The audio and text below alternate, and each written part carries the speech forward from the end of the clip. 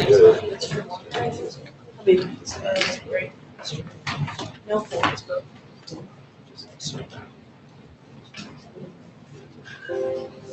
Yeah. Can't get away.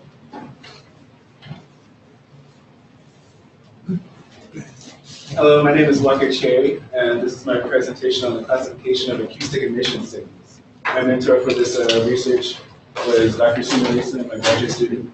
That assisted me in my research was Mr. Julie Chen.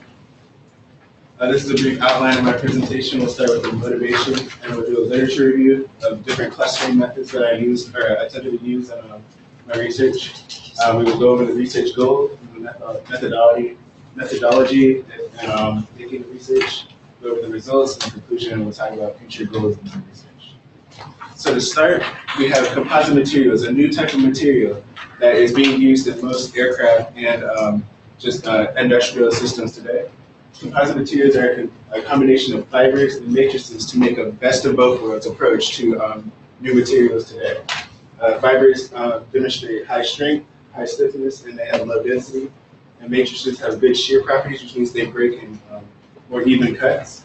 And the composite materials are just a combination of the two to make a good stack of a more efficient material than even steel or other metals. So, however, the power of composites does not come without drawbacks. With these new uses of materials, they are, however, new, and because of that, the need for testing these materials and their properties is more and more critical today. These materials can be more unpredictable since the individual fibers themselves are more brittle than steel, and individual fibers can break, causing the entire structure to be more unstable than steel materials themselves.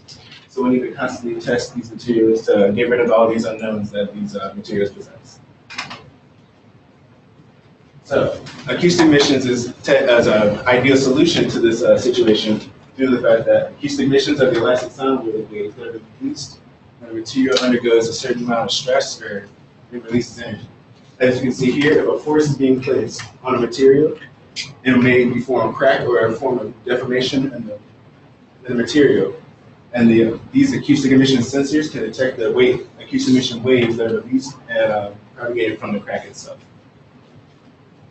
So the main goal of acoustic emissions in industry today is to just detect and locate and analyze flaws in these composite materials being used.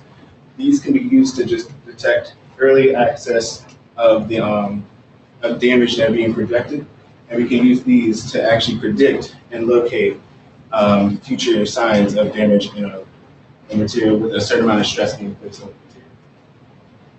So a major problem with acoustic emissions is the fact that if we get a bunch of signals, we actually don't know what they mean. If we just get a bunch of things to come at us, we don't actually have a way to form and classify these signals themselves. Machines make noises all the time, and because of that, these noises could simply just mean that they're just doing their job, and we have no way to differentiate between the two. A method that was chosen to use these acoustic emissions effectively is the cluster analysis method. Developed in 2003 by Mr. Godin. He conducted research on the clustering of these acoustic emission signals, and he would actually group similar signals together to make a pattern recognition formula for these cracks that are being propagated.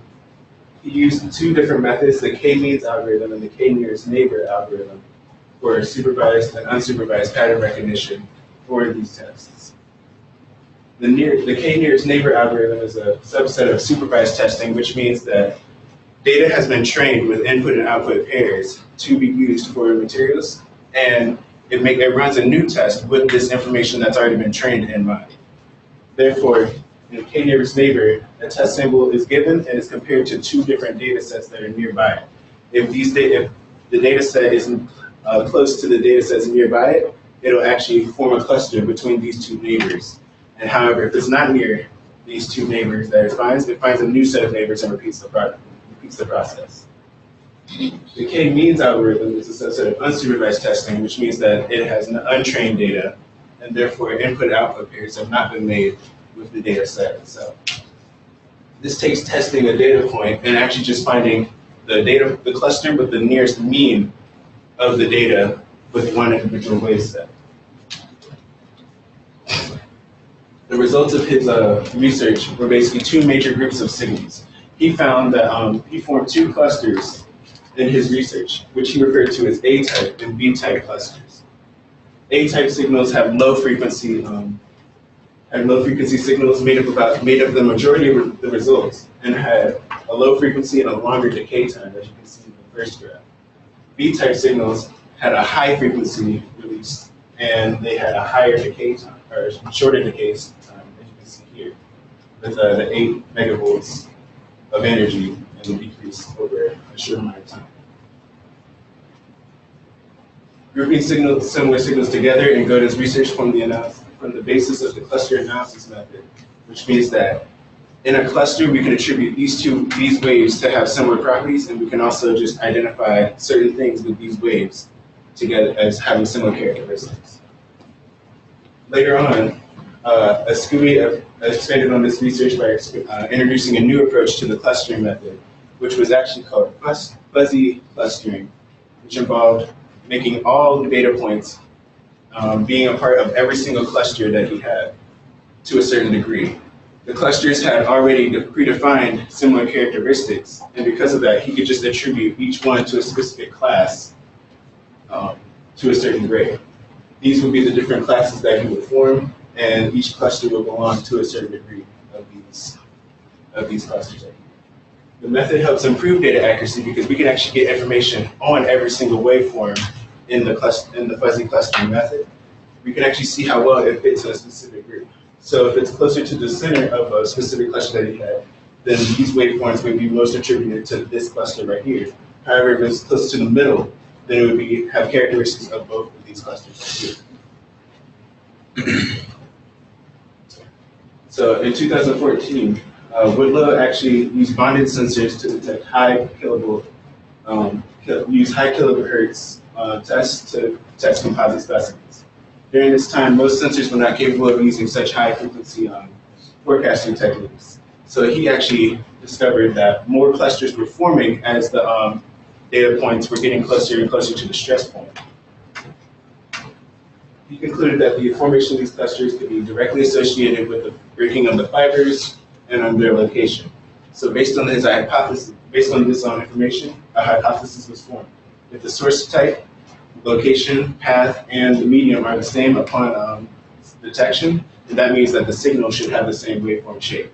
So in the case of this picture right here, it demonstrates this hypothesis.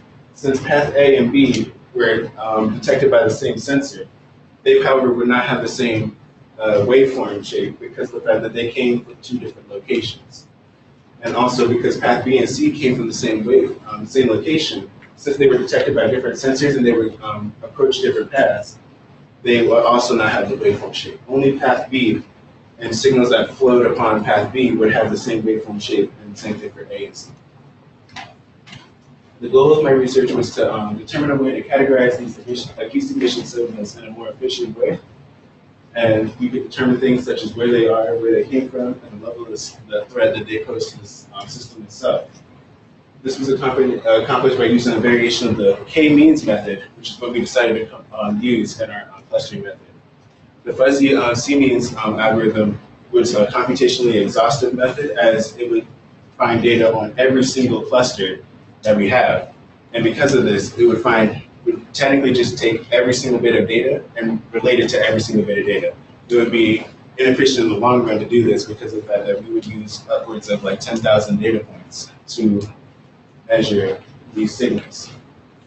The k-nearest neighbor algorithm was also not used because of the fact that it was a form of supervised testing, and we didn't have data to train the actual algorithm on itself. So we ended up using a variation of the k-means method in our research. So AE waveforms are complex in nature. Different waveforms propagate at different speeds. And because of that, as you can see before in Godin's tests, the high-frequency waveforms actually decay very quickly and when detected. So because of this, attenuation, this actual process of decaying waveforms over a certain amount of distance, we had to come up with a way to find the attenuation coefficient, which will allow us to accurately place our sensors on our system to measure the acoustic waveforms before they die out.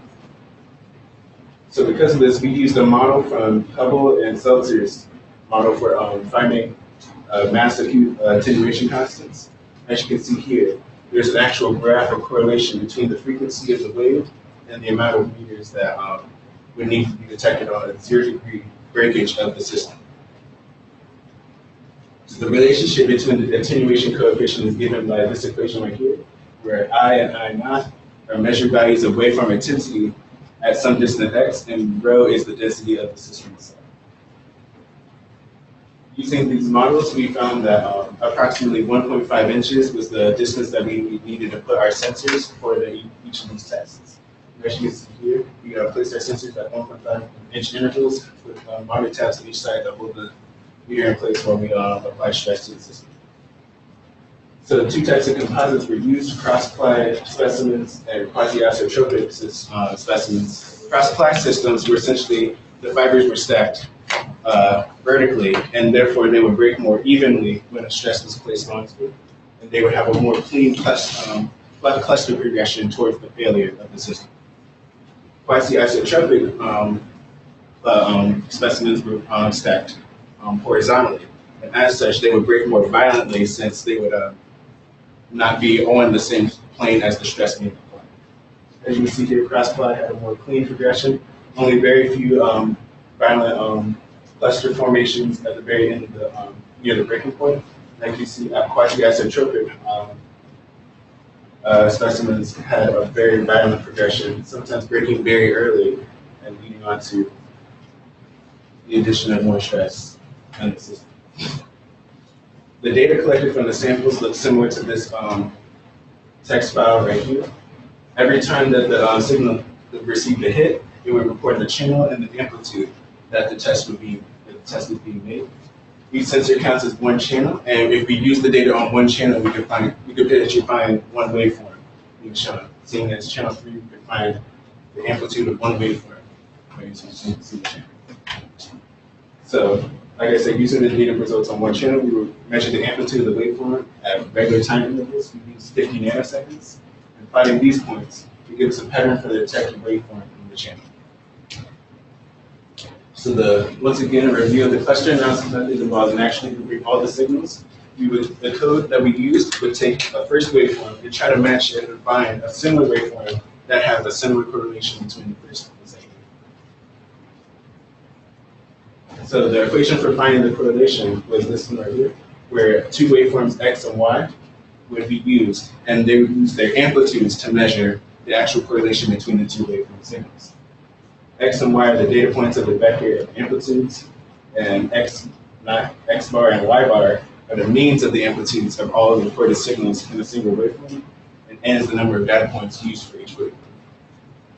In the case of the cluster analysis method, when the R values is above a certain amount, this is what we used in our case right here to find the cluster formation. When the R was above a certain amount, we would form a single cluster between these 2 waves, and we keep going until we run out of waves that we find a higher correlation between the 2. In our case, we use 0.9 for our cluster formation. So in our case right here, the calculated correlation between one wave and the actual correlation that we would need is greater, then we would form a cluster between the 2, and if not, we would just not have a correlated space between the 2. So one of the biggest hurdles is that by nature, this is going to be a very slow process. We are comparing upwards of several thousands of data points with each other, and as such, this would by nature be a slow process. We theorize that it would be faster to run on a different engine, so to increase the utility and the speed of the code, we would decide to run it on C++. We theorize that it would be faster to run on C++ instead. So at first, we tried to use the actual app, a built-in app on MATLAB called MATLAB Coder, which again is standalone C code from MATLAB code. However, there are actually several restrictions being placed on this code that are not supported on function generation. For example, in the MATLAB code that we use, making new folders and changing the file directory actually is not allowed for C++ generation of the code, since the fact that C++ doesn't readily allow you to change the directory of the folder itself. So we would have to actually input the data points into folders manually if we were to use C++.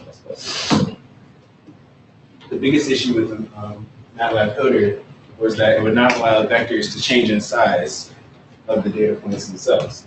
As you can see, this error would appear every time we would try to change the vector size to account for different sizes of waveforms and stuff. This would cause the adaptability of the program to suffer, since due to the fact that waveforms do not have a set uniform depth, formation or duration. And as such, pre-allocating a certain amount of memory was required for each of these waveforms. Pre-allocating was a risky move, since the fact that a certain amount of memory would have to be placed, and if the waveform ended up exceeding the amount of memory that we would use, we could potentially miss a vital part of the waveform itself. And if we set aside too much memory, then it would cause the program to run slower, which in general defeated the purpose of using C in the first place in our code. So the solution was just to set a generally large amount of data for each waveform, and just anticipate the waveform not using more than a certain amount of data we use for C code. The output of the code was a generally long list of data forms that all had a 90% correlation between the two. And as you can see on the right, waves 1010, 1219, 1426, 1364, and 1414 all were similar to each other and could potentially have the same properties and characteristics of a harmful signal. At the beginning of the test, small clusters were being formed, only ranging from like 1 to maybe 3 clusters, 3 size of clusters. However, getting closer to the breaking point, larger clusters started to form. And as you can see at the breaking point, the largest cluster, 5, was formed. When running the code in C, similar if not identical results were obtained. Smaller clusters were formed at the beginning of the test, and larger clusters were being formed at the end. Waveforms that appeared later would also naturally be more present in the clusters than waveforms that were formed earlier. And one thing of note is that the C code could actually traverse individual waveforms faster than the MATLAB code, and therefore, in the long run, it would be able to run faster than the MATLAB code itself. However, with shorter sets of data, the MATLAB code actually would be able to run faster due to the fact that it would actually take the MATLAB code analyze the data in sets because it was able to. As you can see in the C++ code, early clusters were formed, single set clusters were formed in C++. And as you can see near the breaking point in C++, the higher clusters ranging from 5 and forward, from 3 to 5 were being formed later on in the data sets. So as you can see, the stress being applied and the cluster numbers being formed were causing a rise and had a direct correlation with the stress being applied. And as such, we can use these trends to predict the amount of stress being formed when we add, to predict the amount of damage being present when we add a certain amount of stress to the machine itself. So in conclusion, the composite materials being more brittle and less ductile than steel means that they can potentially be more risky to use and just in general more unpredictable. So the need for acoustic emissions to test these properties is actually very vital and important today. These tests can eventually progress to the point where we can even predict the damage being present if a certain amount of stress is being applied to the system, or we could in general just predict the lifespan of a frequently used material itself. For the future, we would like to try and attempt other algorithms being used. We ended up only having time to use the k-means method. A very ambitious method to use would be the fuzzy clustering method as seen before, or just apply multiple methods of testing at the same time in general. Yeah.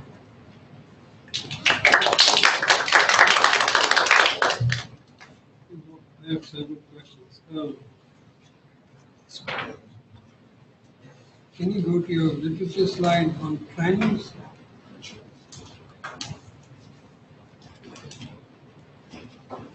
So what's the message here? The message here was On that the slide. What are we saying here? we were saying that as more clusters he would theorize that more clusters would be formed as more stress was being placed right here. He theorized that there is a correlation between the amount of clusters and the amount of stress being placed on the machine. One slide was path. Maybe it's the next one. You said something about paths. Oh, paths? Yeah. He also showed that So what is this saying? he was saying that the nature of clusters themselves, that this would be the form of the basis of the nature of clusters. Clusters showed that waveform signals were the same. And as such, when a similar path was being taken, we could identify the location of the damage being present and placed on the material. So when a waveform took a similar path, we could say And if these clusters were the same, we could say that these clusters came from the same path, came from the same source, and therefore identify the same, came from the same source of damage being present in the machine.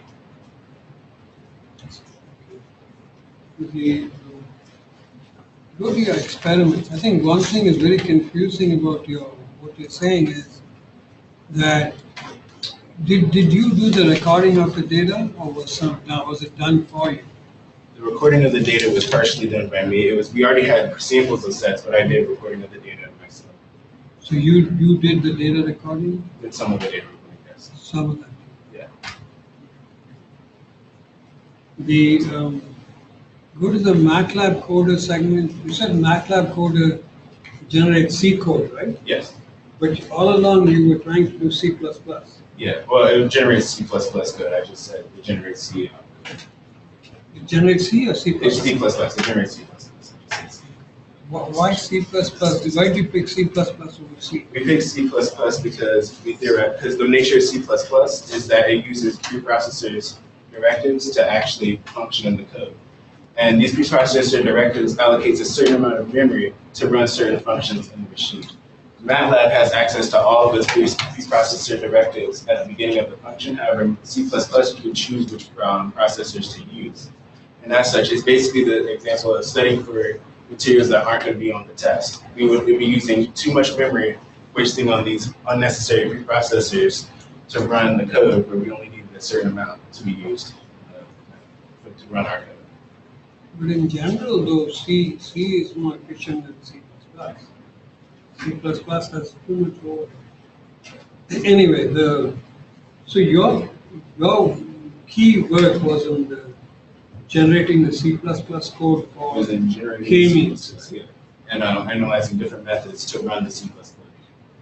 For k-means. Basically, you did it for k-means. Yeah. Okay, so let's look at your results in that light. So you're saying that you ran your C++ code and your task was to compare it with MATLAB, right? So where do you show the comparison between MATLAB and C++? In this case right here, MATLAB, it was able to run smaller sets of data faster. However, C++ was able to run a larger set of data faster than MATLAB itself. But you didn't compare the results itself? I did compare the results itself. The results had similar clusters being formed in the later on clusters. We had early clusters having shorter and smaller clusters being formed, and later clusters having larger sets of data. That's reporting only C++, not MATLAB. MATLAB also had the same trends as well, with smaller clusters being formed and larger clusters being formed later on in the sets itself.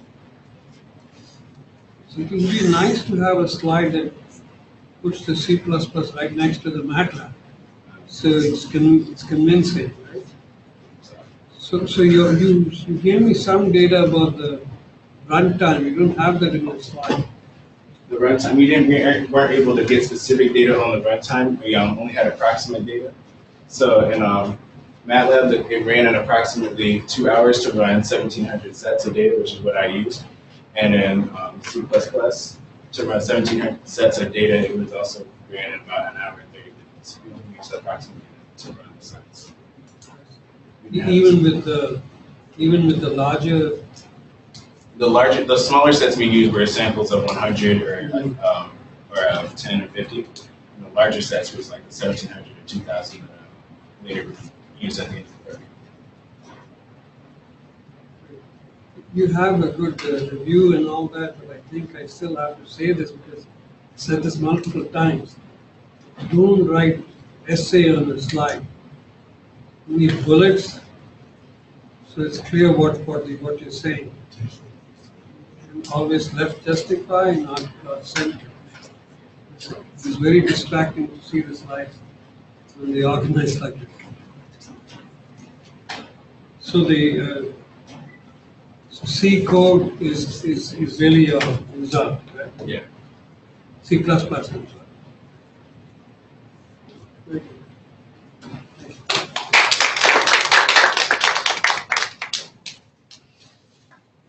Just take a minute.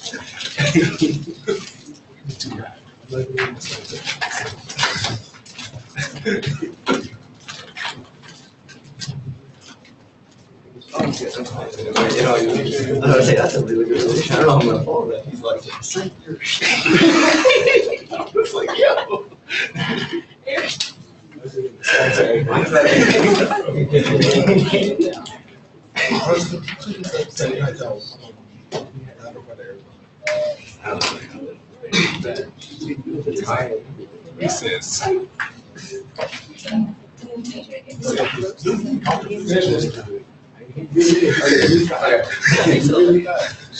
So I'm Eric Hagan. My project was finite element modeling of flash photographic detection of a defect in a steel plate. I work with doctors in racing. So to start off, defects are inevitable in structures that are made of metal, composites, or hybrid. A lot of time during aircraft, in flight, you have runway debris or foreign particles that can get into flying into high speeds that you have on your planes that can cause holes or problems right there. Also during fabrication or maintenance, a lot of the time with giant wings, when people are walking over the wings, they can drop tools, which will damage it because a lot of things like composite materials on aircraft structures, they're strong in one dimension, so they're really good for flying and generally lifted and things like that, but they're not so strong in the vertical direction, so just touching it with anything, especially at high speeds, can cause defects pretty quickly.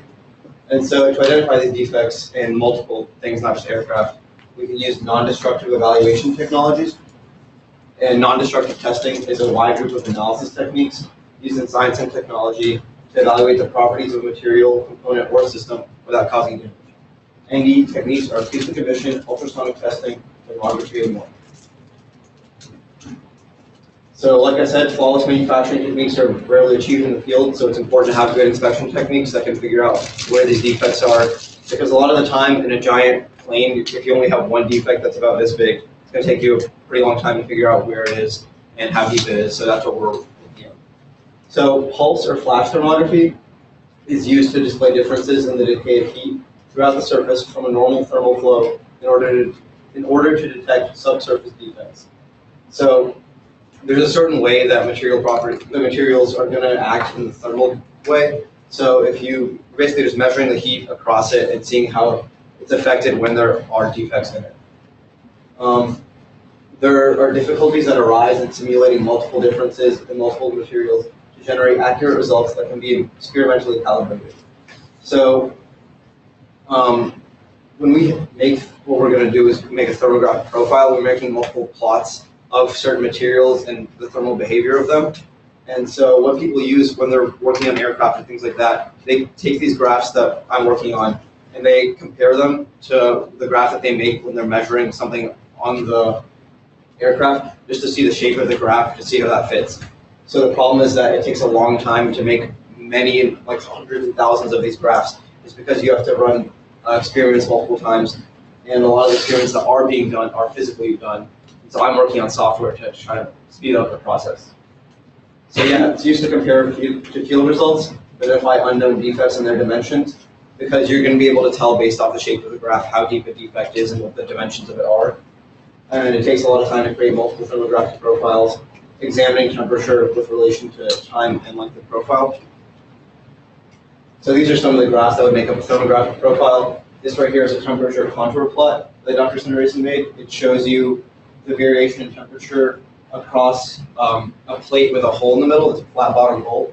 And you can see this colors correspond to the temperature of it. And the profile length is the distance along the plate that he has. So I'll show you in a bit, but the way it works is there's a hole kind of on the left bottom side of it. And so as you go along to the right, you're not going to feel the presence of the hole as much, which means it's going to affect the temperature differently. And also, this LNT is just the natural log of time. So with time, also, heat is going to decrease because of cooling effects. And this graph on the right, it has 4 lines. There's a difference between experimental and numerical results. I'm really only working in numerical because all of my work is in software. And so his work was just showing how numerical and experimental results are getting closer, comparing them. But the red line right there would be the temperature, I guess, the heat flow of a node over a defective area, and the green line is sound area, which means there's no defect there. So temperature cools almost linearly when when it's a normal area and there's no defect, it can just flow through and just cool down. But when it's over a defective area, it's not going to flow the same through metal as it would through just air. So the temperature is going to vary a little bit more.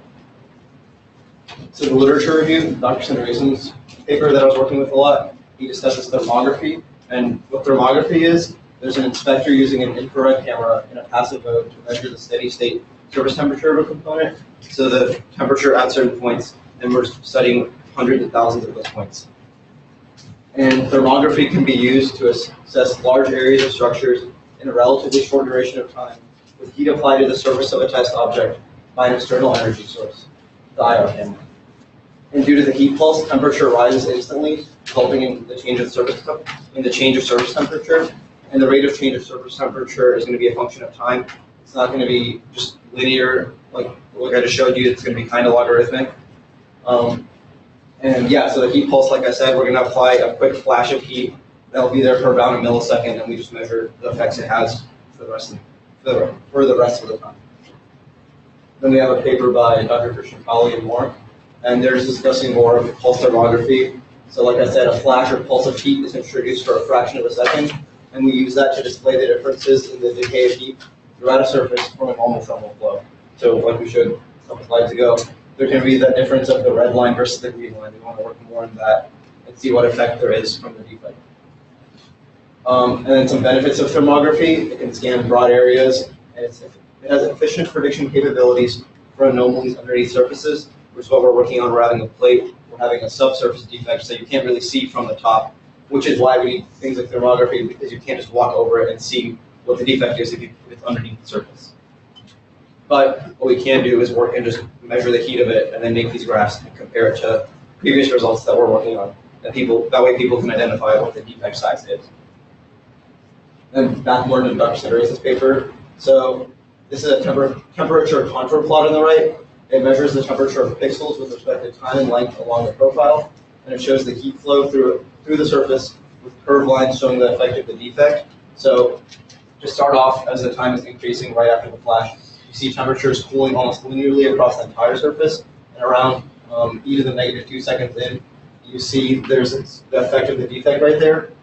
And so this shows that the part closer to the beginning of the defect is going to stay at a higher temperature for a while than it would all the way down at the rest of it, which kind of shows you pretty similar results to the other plot that we had before.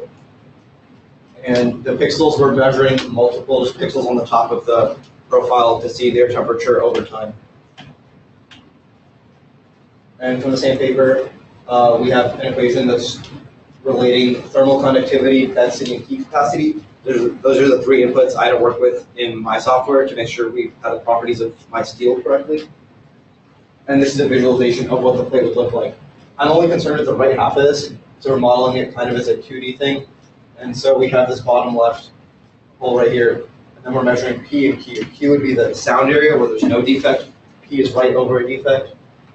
So P's line would be red and Q would be green, as we're showing that Q is going to heat almost linearly for a while, or cool almost linearly until it slows out. And there's an equation relating the depth of the defect to the equation we had earlier with thermal conductivity, density, and heat capacity.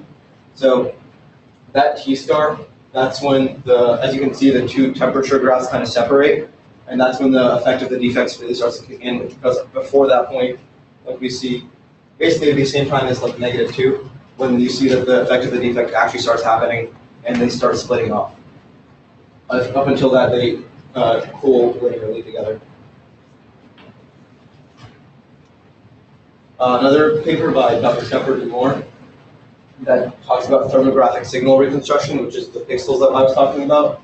In that, you have time derivative images to help identify subsurface defects.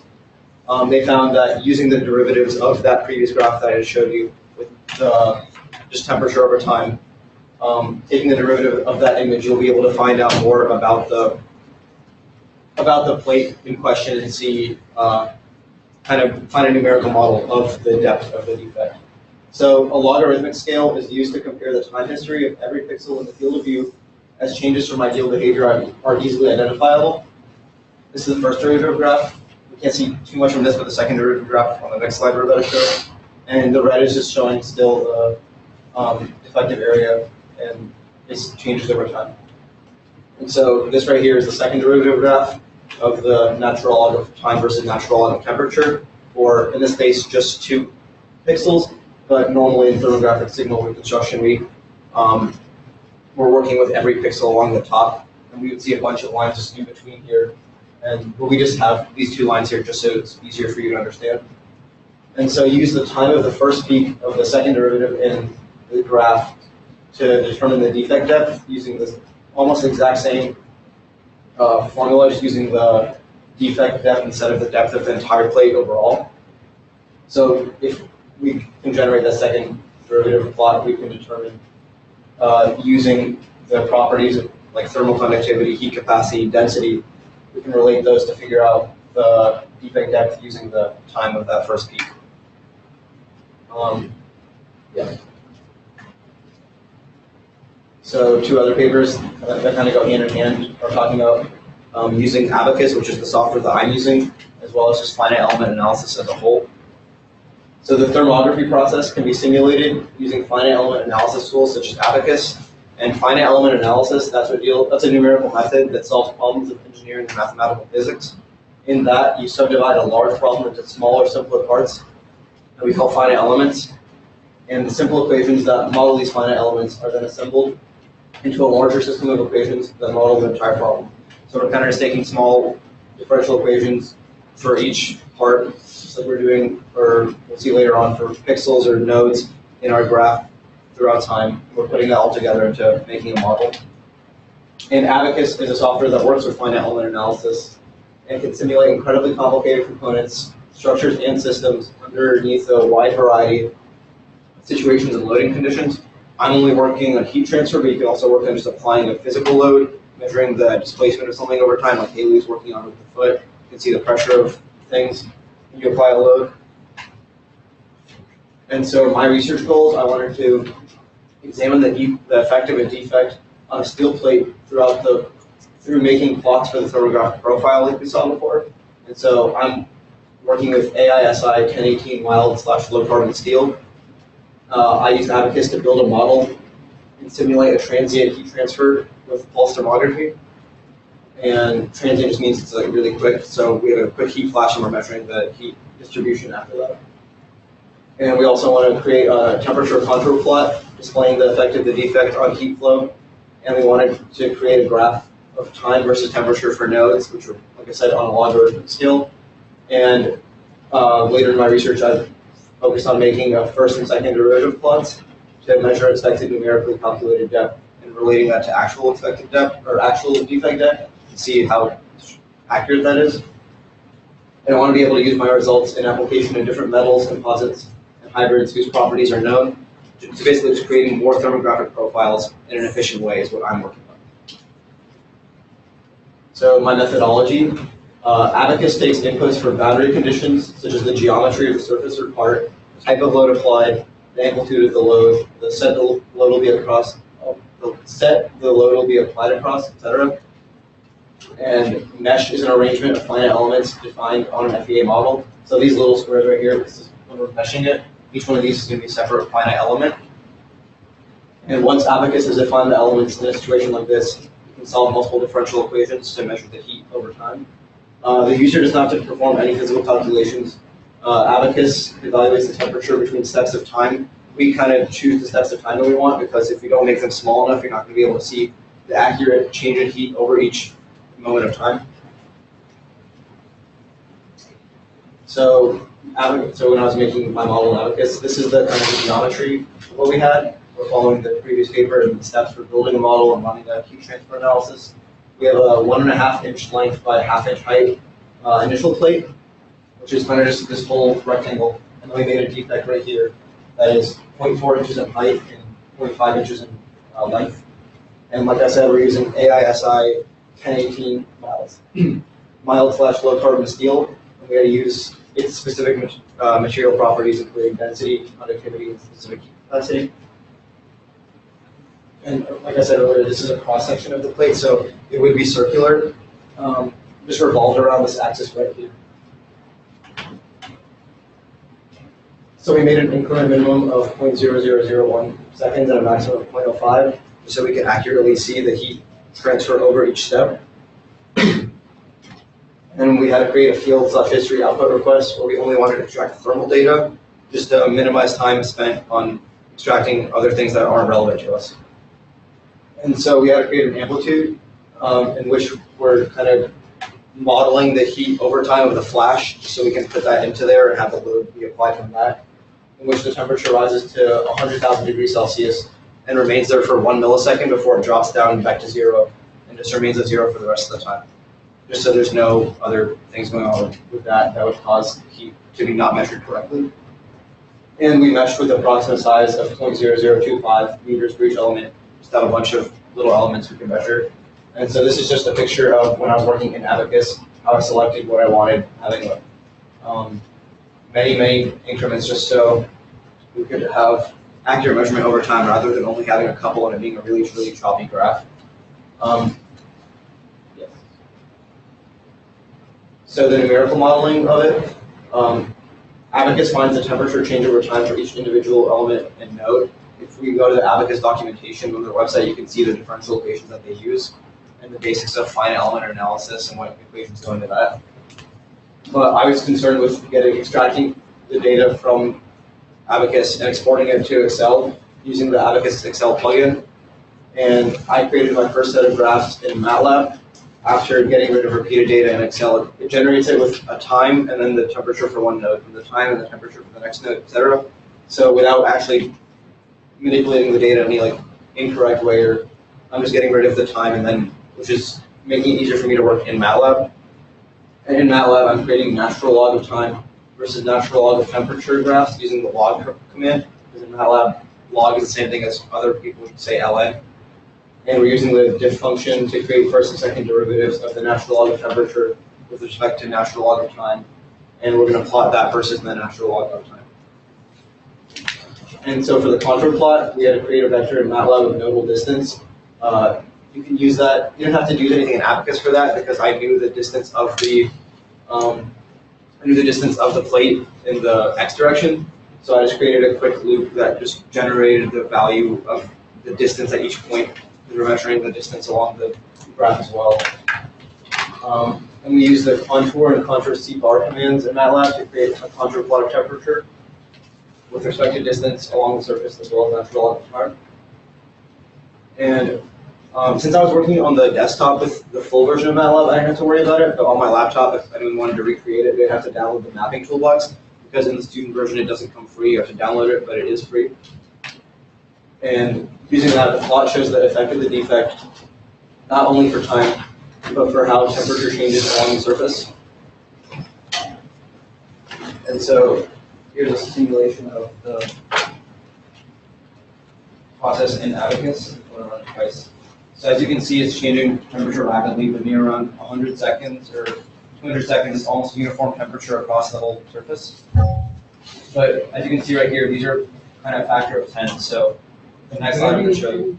Where do you apply the pulse on this one? The pulse is applied straight from the top, going down uniformly across everything on surface. So yeah, one more time. It changes a lot. You'd think it would go fully horizontally down, or fully vertically down, but it doesn't because of the effect of how large the defect is, causing it to kind of shift to the right. And so this is a picture of Abacus at the exact last step in the process. So now we see the temperatures kind of varying a little bit more. But these are all very close to each other. The last slide couldn't do it with such precision because it was showing over the entire time. And so even though it looks like they have reached the exact same temperature at the end, it's kind of just still a little bit off, but it's approaching the same temperature at the end, which is, this right here is 650 seconds. Normally it shouldn't take this long, but because of, I think, just working in Abacus and not being able to, in real life when you're measuring temperature, you're not going to notice like such small differences. But working in simulation with no outside interruptions, you're going to be able to see the small changes in temperature. And so as we see, this part right here stays kind of at the higher temperature over time as compared to the sound area, which matches the same graph that we had earlier showing that the area with the defect over it, you're going to have it still remain at a higher temperature for a little bit longer. So yeah, we can see the change of the heat wave throughout the surface. Nodal temperatures are pretty similar than in the simulation, although slightly different. And this is the first graph I created in MATLAB. We have time versus nodal temperature. And this is kind of a different color for each node. So you can see there's a bunch of nodes inside here. You can't quite see all of them, but there's, I think, 30 or 40 in there. And then the temperature rises instantaneously due to the flash, as you can see right up here where we started taking time. And then it cools uniformly at once, up until this point right here. Then we see the effect of the defect as they split off in their various graphs. And the first and final nodes begin to split in temperature around T equals 0.26 seconds. And then this is just the same plot. We removed all the middle nodes just so we could look at the similarities between this and that of Dr. Sundrasen's work. And so we see here it's kind of similar behavior. We have the defective area not decrease as much as the normal area would. And it kind of struggles to cool down for a while and then comes back together at the end. So yeah, the top line is the initial node, which is the exact top left corner of the plate, the very first node. And the bottom line is the final node, so the top right one. We're only concerned with the top surface because we're detecting subsurface defects, so we only want to work on the surface for actual temperature measurements. And then we made a first derivative plot, and it's slightly choppier than the first derivative plot that we saw earlier in the previous literature, but it does fit the expected shape. You can see that we have one rise above and then come back below and then meet up together at the end.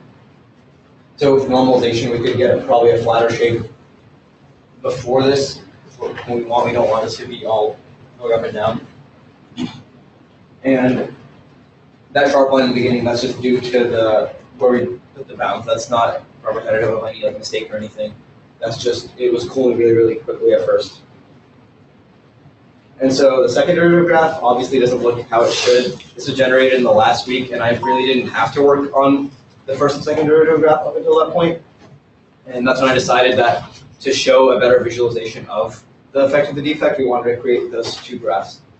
And so, yeah, clearly it doesn't resemble the second derivative plot included earlier, but the first derivative plot resembles the shape it should. So with more time spent working in MATLAB, we could, I think, easily create a better second derivative plot. It's probably just some programming error, but this was what I've been working on like the past couple days, and at a certain point I just had to finalize where I was going with this. There's probably just some mistake with the code, but we do see at least that it does come up and comes down and varies and comes back up. But more time spent working in MATLAB, we could fix that easily. And had a more accurate graph been generated, we could have used the equation earlier, relating the time of the split, or the time of the peak of the second derivative, relating that to the defect depth in order to find how accurate our numerical model of the defect depth would have been. And so the contour plot, we can see the temperature decreases almost linearly for most nodes up until around Ln T equals 0, until the nodal temperature begins to split. And the temperature drops following the logarithmic pattern, resembling the previous literature plot. And the curved lines aren't in the exact same spots that we saw before in that one, but it fits the general pattern as other defects would. So we do see that near the beginning of the profile, it does remain the same at the same temperature, whereas like at the same time, other parts of it are already cooling down to other temperatures. So my research goals and outcomes, I wanted to examine the effect of a defect on a steel plate through these plots to create the thermographic profile. So my first graph, the natural log graph of time versus temperature, it was successful. It matched the behavior of the ideal graph. We saw the first node kept having a higher temperature until it came back at the end. It did come back to being almost the same thing at the end, which is what we wanted. The first derivative graph, it was mainly successful. It was kind of choppy, but it fit the patterns that we wanted, where we see where it curves and comes back together. We want that. Second derivative graph, it wasn't successful. I think there were issues with my programming in MATLAB, not enough time to create a working plot, but I think that could be easily fixed. And a temperature contour plot, that was pretty successful. It fit the ideal patterns, but in slightly different location of curves, possibly due to the change in defect size between what I was working on and the previous literature, but it shows the same effect that it should have.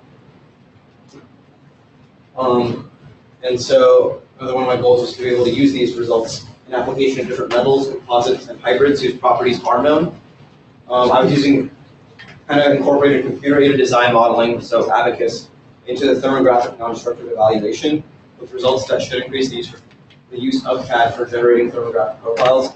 Kind of showed that the plots necessary for building a thermographic profile to identify defects can be created, because although the second derivative plot was not successful, the general shape of the natural log plot of nodal temperature was correct, as is that of the first derivative. And it's generally, the second derivative is kind of just used for checking the accuracy of it, but the initial graph, that and the contour plot, those are what are used to make up a thermographic profile. Those are the graphs that people compare the test results to see what graph it should represent. And so future work, these plots could be fine-tuned for the second derivative with more work in MATLAB, and or possibly taking more precise data in Abacus with smaller step values. So if I were to use the exact same model but change the step increments, just so I could see if maybe having like slightly different data there, even though it has the same trend, seeing if that would give me a better second derivative graph. Once updated, my model's graphs could be used as a standard thermographic profile for comparing field results to for this specific defect. It probably has to be normalized. So basically, once we have these plots, these can be used for if a person finds a defect of the same size, but they're not sure what size it is. If they compare the graph they make to the graph I have, if they see it's the same graph, they're going to be able to tell, oh, this would be a 0.4 inch by 0.5 inch defect that we have right here. And we could lead this to generating hundreds of thousands of defect combinations for thermographic profiles. An extension of my research would most likely include Python scripting, which I didn't have to use just due to the time constraints and the low number of models created. Python makes this whole process in Abacus much more efficient. There's a Python API plugin, or there's Python API, and you can use that to make a loop to, if all we're changing is the defect size and every other property is the same, and the model and the geometry is the same of the initial part, we can just make a quick loop in there, and that way we can just extract the ODB or result files, and we can make the same graphs, and it would make the process a lot quicker. But since I was making one, it was easier just to use the visualization of Abacus and just see what I was doing, since I didn't have any Python experience. So yeah, I spent the majority of my time learning Abacus, but the actual model building and data extraction was quick, so it's already indicative of the efficiency of this process as a whole. So even before using Python. And any questions?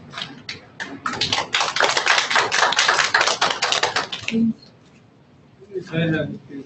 Can you go to the slide on your literature survey by Lucha, I think, UCSA? So you made a reference to, are you saying that the configuration you tested was directly from that paper? No. That's kind of like the first paper I used to learn how to use Abacus. It's the same process, it's different geometry, it's different values of everything, but it's kind of just showing you it's kind of like a tutorial that I used for learning Abacus, because it shows you the whole process of how to build something and how to extract data from it, all the settings you have to click on it. It's kind of just like an introductory course for Abacus, essentially. So why did you pick the geometry you picked?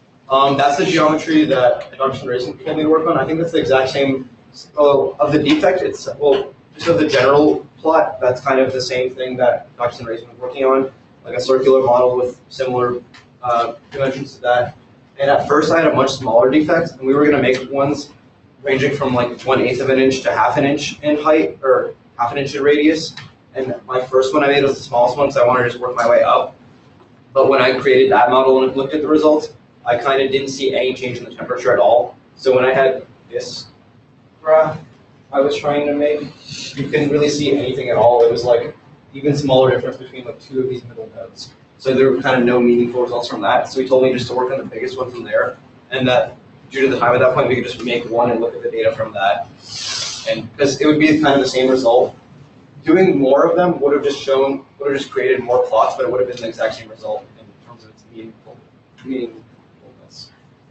So not much has been done in terms of thermography with numerical models, right? Not much. If I had gone to created the second derivative, So my question is this: then isn't it logical to compare it with experimental?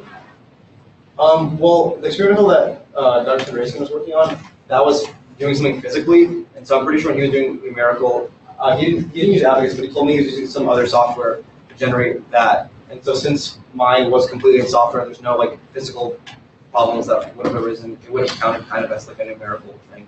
This is all theoretical. That wouldn't have.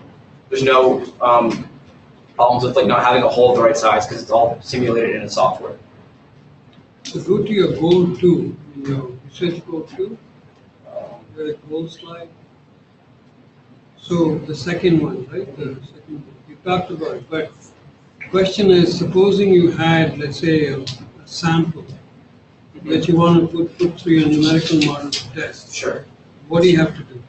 I have to find the material properties of that metal or composite or hybrid, and I would basically just be building the exact same. I would be simulating the exact same thing I had in Abacus just to generate those plots. Because what we want is to generate those plots in a more efficient way than they're currently being made, which is currently just someone is in a lab, they have holes, there's physical problems when you do it rather than in software, and we want to create just more of these plots. That way people working in aircraft can compare the data they make to the already determined plots that we have. So essentially, if I were to make my plot, there were no errors at all. It could be used as one of those plots they would compare their data to in order to say, okay, this is the standard thermographic profile of a 1/2 inch by 0.4 inch defect. This is what it should look like. My graph matches this, so that means my graph, that means that their defect is the same as ours. Any other questions? Thank you.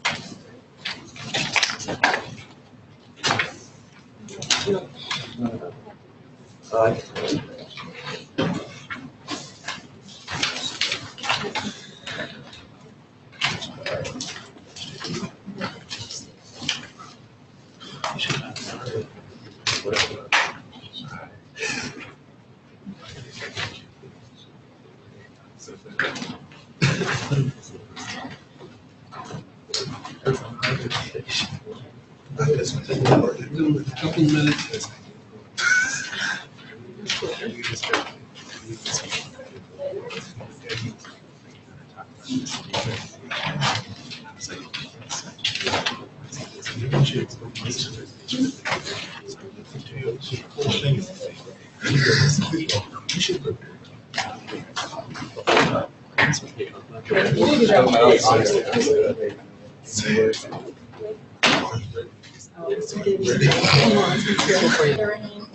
And I'll be presenting my research on analysis on interconnected social networks, and my mentors are. So an outline, I'll go over the motivation, lit review, research goals, the methodology, results, conclusions, and the future work. So motivation. So criminal organizations have been around for a very long time, but as of recently, they have actually grown to expand due to the fact that they now have access to information and technology. So this has aided in facilitating the growth of criminal networks. And this right here is basically just a graph showing the various criminal networks that are operating across the globe. So government and law enforcement agencies are now trying their best to dismantle and disrupt these criminal organizations. And they're utilizing police databases and bright networks, which are basically just your online social media networks. And what they want to do is analyze the sentiments of the posts within these networks. And this right here is basically an example of a criminal network called Blackbird. They were into the cultivation of marijuana. And so this is a graph that they created when they conducted the sentiment analysis on that particular network. So the consequences of not actually dealing with this problem is that can increase the use of right networks by these criminal organizations. And this will lead to a greater difficulty in actually detecting them because they'll become more adept at hiding online. So you'll no longer be able to find either their identity or their location. And this is just a picture of the dark web. So basically, this is where we are usually located with Google, YouTube, things that we usually do. But underneath all that, this is where all of the crimes are usually committed, and we want to be able to see if we can look into those places by analyzing online posts. So the solution that we're presenting is expanding the capabilities of the current social network analysis by using sentiment analysis combined with social network analysis. So let me review, there are a couple of papers that have helped me throughout the way. So the first one is detecting the overlapping and hierarchical community structure and complex networks. So this basically just provided a framework for how to detect these communities within the network that we're going to be analyzing and the different hierarchies in between them. It gave a good idea of how to do the method, procedure, and the variation of resolution parameter. And this is helpful because it gave a computational side of network analysis. The second paper is approaches, tools, applications for sentiment analysis implementation. This provided main components to implementing sentiment analysis. It gave the process to analyze the sentiment data, classification levels, the features and the use, as well as the advantages and limitations to using these methods. And it's important because it tells how it can be incorporated when you're trying to use advanced sentiment analysis or social network analysis. The next paper is social network analysis applied to criminal networks and then recent developments in Dutch law enforcement. So this is what I was kind of referring to before in the other slide when I was talking about the case of Blackbird. So basically they were a good example of how to implement social network analysis with sentiment analysis. It provided the advantages, limitations, as well as challenges that many social network analysis analysts were facing. And also gave an idea of how to interpret and apply the data when using the network map. And then there was the localized European mining using sentiment analysis. So this was basically just a good background research of what has already been done, and just gave a good idea of how to actually implement social network analysis and sentiment analysis. So it just gave the related work that they use, the data extraction, the way they process the data, the implementation, and both of them. And this is the last one, is for sentiment analysis. So this is just basically where it compares machine-based learning and lexicon-based learning when it comes to sentiment analysis. So with machine-based learning, you're actually training a data set that you'll get from posts that are already classified as either positive or negative. With lexicon-based, it's like it already has a predetermined dictionary list of, I guess you call them tokens or words that are already determined as positive or negative, so you don't have to create your own training set and go ahead and when you run the sentiment analysis program, it will determine whether or not that post is positive. And also utilize techniques of sentiment analysis that can be just basically just natural.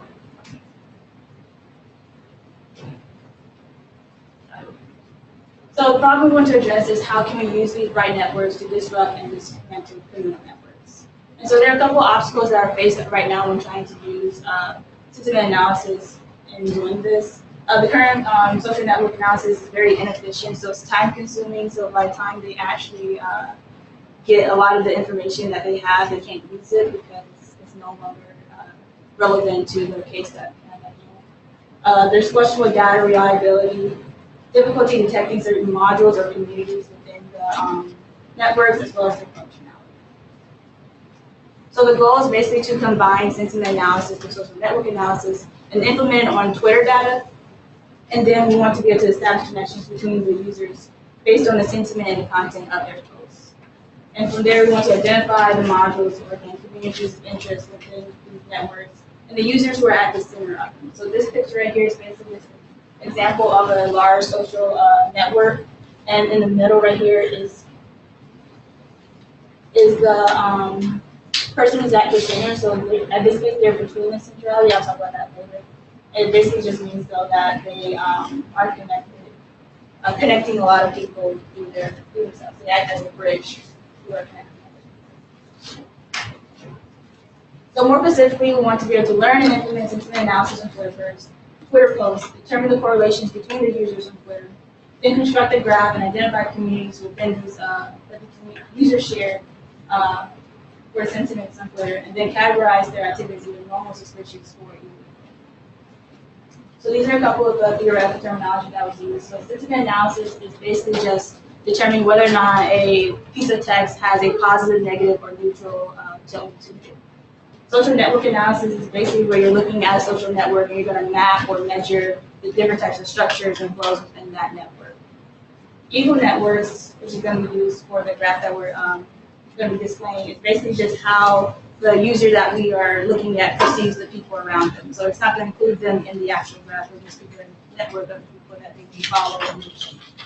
And then centrality, which is basically just the most important person within the network. So you have different types of centrality. You have the degree, betweenness, closeness, and the ID vector. So with degree, just basically saying what person has the most connection as far as one person away from them. So if I'm standing right here and there are 5 people around me and I'm connected to all of them, but somebody else is standing over here and they only have like 3 people around them and they're connected to all of them, then I have the highest degree. Betweenness is basically just a number of times a node is a bridge connecting 2 people. So if I'm standing right here and there's a person on this side and there's a person on this side, so I'm the person that's connecting them. So we're going to see how many times am I connecting people in that way. Then closeness is just the average length of the shortest path between those. So we're trying to see like how far away I am from other people, like what is the shortest path between them. And then the ID vector is basically the influence a node has on a network. So you're looking at who your who's in your network. So if I'm in a network, we say Michelle Obama, Beyonce, and LeBron James, then I probably have a high ID vector because they are also people who are connected to probably other influential people as well. So for numerical models, for sentiment analysis, we use Vader. And with this process, there were 10 independent human raters, and they were rating 9,000 social features or words. And they rated it on a scale from -4 to +4, and they also had an option to say whether or not they felt it was a neutral sentiment behind it. And so basically what this is, if there's a non-zero score and the standard deviation is less than 2.5, that means the electrical feature was counted. So that means that it was included in this 7,500 validated feature that they use to indicate the intensity and polarity of the post. So polarity is just the part where I'm talking about whether or not it's positive, negative, or neutral, and intensity is just saying like how far into that is it. So is it really close to being positive? Is it really close to being negative? Is it closer to being and then the beta score is compounded into the final score. And then you have the centrality. So this is basically just two of the equations used for closeness and betweenness centrality. And so basically with this one, it's just saying the distance between the vertices x and y. And then n is the number of nodes in the graph. And that's how you would get the closeness that I was talking about before. And then this graph is how you get the betweenness. So sigma st is represents the total number of shortest path from the nodes s to t. And then sigma st of v is the number of paths that has. So the methodology. So basically, the first thing we did was learn what sentiment analysis was, what social network analysis was, and then we wanted to find a way to implement that. And so we did that by using Python. So we were looking at Python packages. So sentiment analysis is not new, so it wasn't something that we needed to build ourselves. We just basically would find a good program that was already made and then try to include that into our program for combining it with the social network analysis. The problem with this was that since there are various ways to do this, the process of finding a good one can be a little hard because you start off thinking that the one you're using is going well, and then you realize when you're trying to combine it with other pieces of code, it may not go as well as you thought it was. So initially we were using NOTK, which is Natural Language Toolkit, and it was using the machine-based learning that I was telling you guys about, where you have to actually create a training set. But that wasn't helping because you actually had to find a data set that was, for one, close to what you were, the topic you were analyzing, as well as finding just packages that were already classify, parsing whether or not they were positive or negative. So eventually, after looking at various ones, we decided on Vader, which is the program I was just talking about. And so the next step was to combine that with the social network analysis. So this is where we're actually starting to create the graph and determine the correlations between the users. And so to determine the correlations, we actually when we implement the sentiment analysis, we created a graph that would show whether or not it was positive or negative, and by the edge. So the edge would either be green or red. And if it was red, that means there's a negative correlation. If it was green, there's a positive correlation. You'll see this in the next slide. And then that was where we designed the Eagle network map. So this is the map where we're actually showing the people within, the people that was perceived by the main user. The main user we're using this was LeBron James. Basketball season at the time. And to do the network maps, we used network X. And then from there, we were able to draw conclusions using data on whether or not what we did was actually either faster or just more efficient than what has been previously done. So for some of the results, this is just part of the code that was written for. So this part right here is basically where we're just implementing the Vader analysis, and we're sorting the tweets, so you're either using retweets or mentions, so that's how you actually get whether or not they are connecting to somebody who's going to run a random tweet that's not trusted. And then we wanted to classify as either positive or negative, and then get the valence score. And if it was greater than 0.05, then it's considered positive. And if it was greater than, or less than negative 0.05, then it's considered a negative. And then this part of the code is basically where we determine the sentiment between the two user accounts for all accounts that were mentioned. So after we grabbed all of the retweets and the mentions and classified them as positive or negative, we separated them, well, we combined them in a sense with just the mentions. So we combined them where just the mentions were in one list array together. So that way when we ran through it, we wouldn't have to worry about repeating the same accounts over and over again. And this is where we're actually going to create, this is the data we're going to use to create the Eagle network.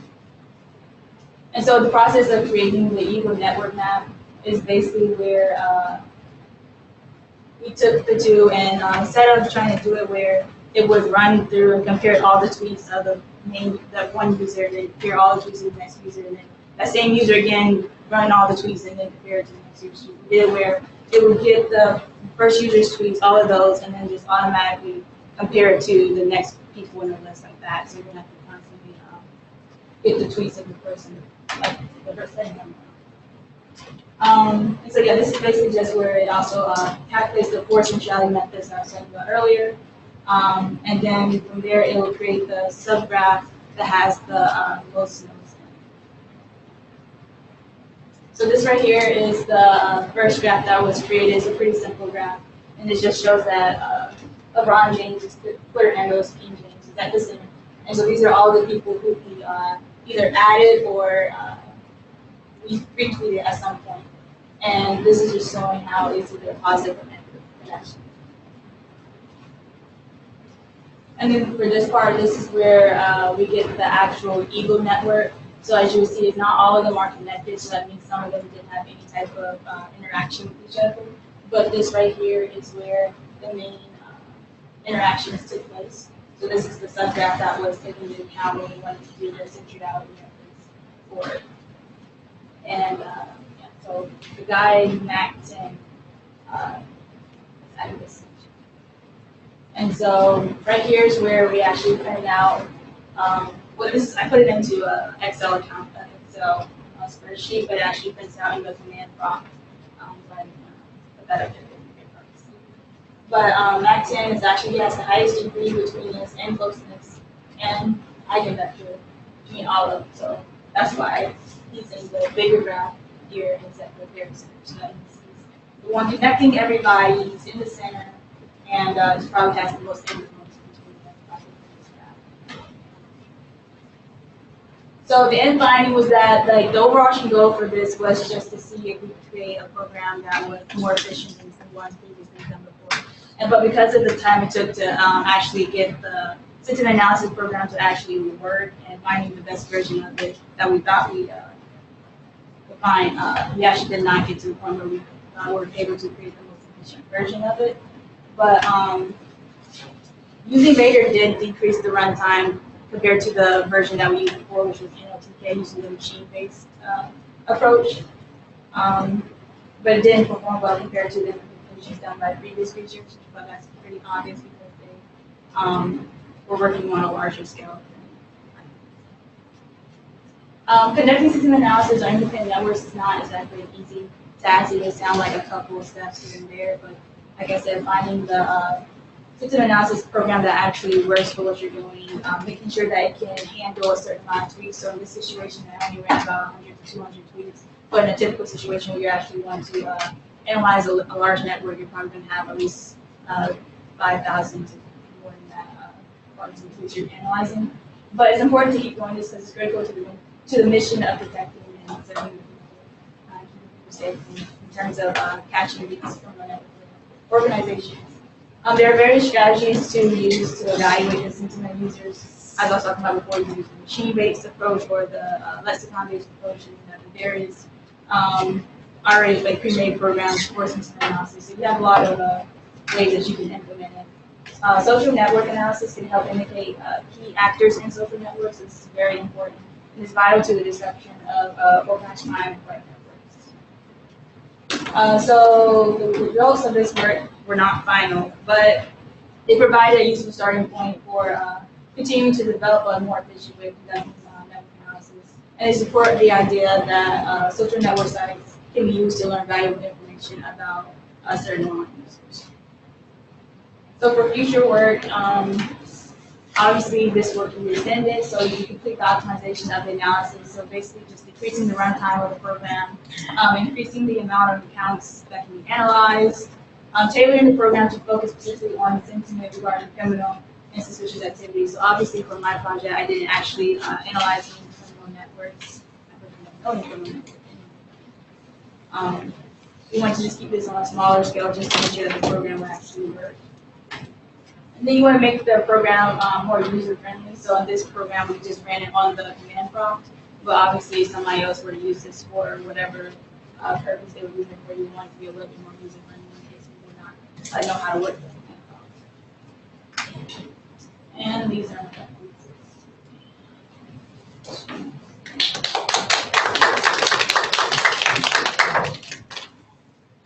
Questions?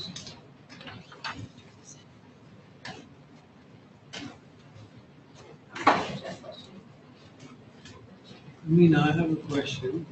So the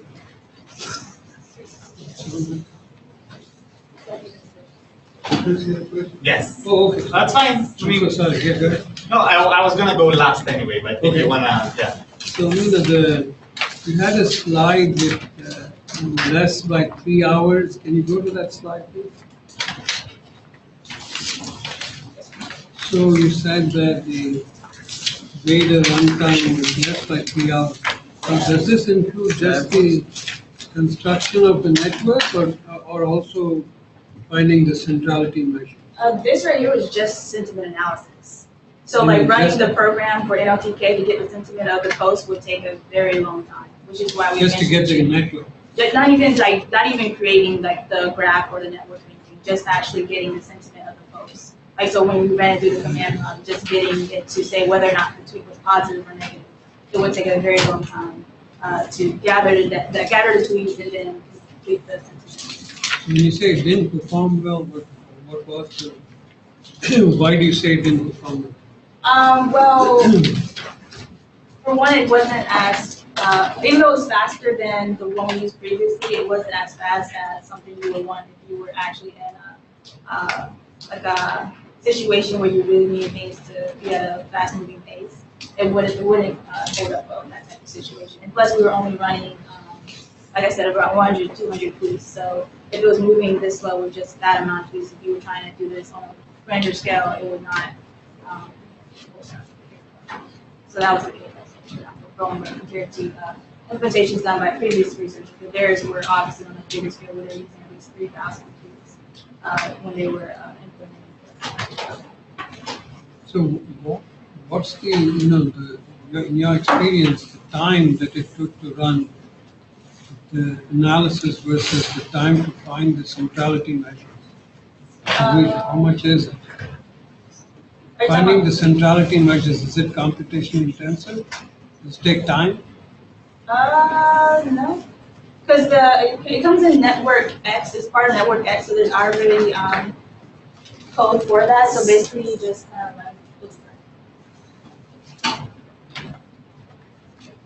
so I don't know if you can see it, but down here it's already like built-in functions where it can run the centrality for different types of centrality. So it doesn't really take long for that part. That's quick. That part is pretty quick because once it creates the graph, this part is pretty much done. It just runs the map.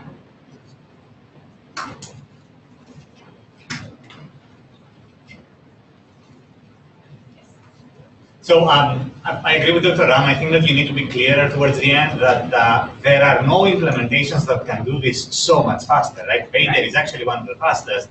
It's just that it's still not good for real time, right? If you want to identify what happens, you don't have like 2 hours of your time to wait for the end result. My question though is another thing. I mean, it's a little bit more critical. Okay, so you said that Mac10, right? That account, MC10, the account that you found for LeBron James was the key actor for LeBron James, right? Do you know what type of account MC10 is, by any chance? Did you take a look at that? No. That's fine. But my critical question is, my critical thinking question is, you have some extra results, right? Remember that we ran some more experiments on some of the accounts that Twitter purged recently. Right? So remember, you run an experiment and then like 2 minutes later, you run the experiment again. You're like, that account is no longer there because Twitter had identified them as suspicious. Do you remember what kind of accounts appear to be the key actors for that analysis? Are you talking about whether or not they were positive or negative accounts? Well, yeah, whether they were positive or negative and what type of accounts they were. Were they known people? Do you remember any people that stood up? No, I'm pretty sure they're probably just like, kind of like trolls, I guess you could say, online trolls, who were just like posting a lot of either negative content and having it retweeted and reposted everywhere. And what kind of content were they posting? Positive, negative? Probably negative. Okay, Usually all right. negative. So basically, like a lot of those accounts that were purged, right, they had some common people keep appearing, right? Right. Okay, perfect. Yeah, that's Meena, what proportion of your time did you spend on Python code writing? I mean, that was pretty much the main part of it. There was a lot of tweaking of the code, like you would have something that is working and then eventually you'll get an error and say whatever the error was. You have to go in and try to figure out what's wrong with it and fix that, and then you'll get a little farther and then you realize there's another problem and then you have to keep going. Most of the time what it was. well, in my defense, so that people don't hate me, right? You at least learn something new, right? I did learn good. And just so that people are not like, okay, this guy would just. I actually learned Python. I never used Python before. This is my first time. Any other questions?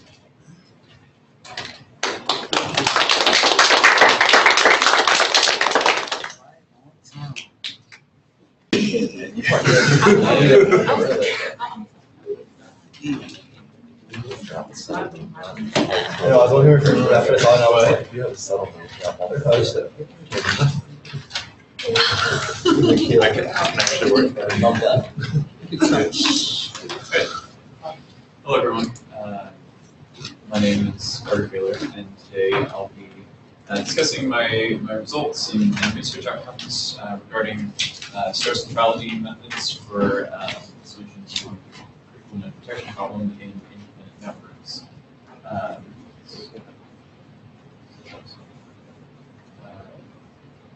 So to motivate this problem, in Italy in 2003, there was a massive power outage nationwide, knocked out power, telecommunications for upwards of a week in some areas. And as it turns out, what happened is there was a single power station that had an issue And in fact, it wasn't even the power station that had the issue. It was a telecommunication station that was sort of that was run out of the same facility that was sort of managing the communication for the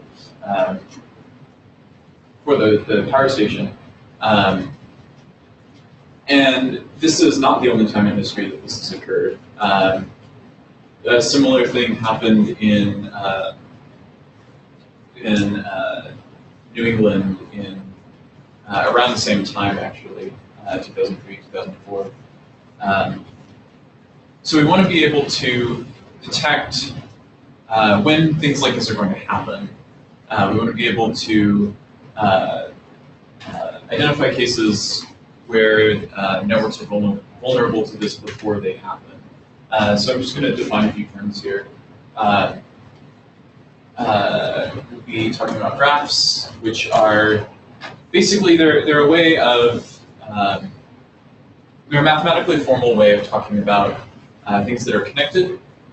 So in graph theory terminology, we call those the things nodes, and we call their connections edges. And the graph is sort of the full system of nodes that are connected by edges. And this can be used to represent a variety of different things, from power grids to social networks, anything else where you have individual objects that are connected by some sort of physical or conceptual connection. And furthermore, what we're going to focus on is the idea of an independent network, where you have multiple graphs that are sort of overlaid, and you have nodes that are sort of identified with each other between the individual graphs that make up the full system.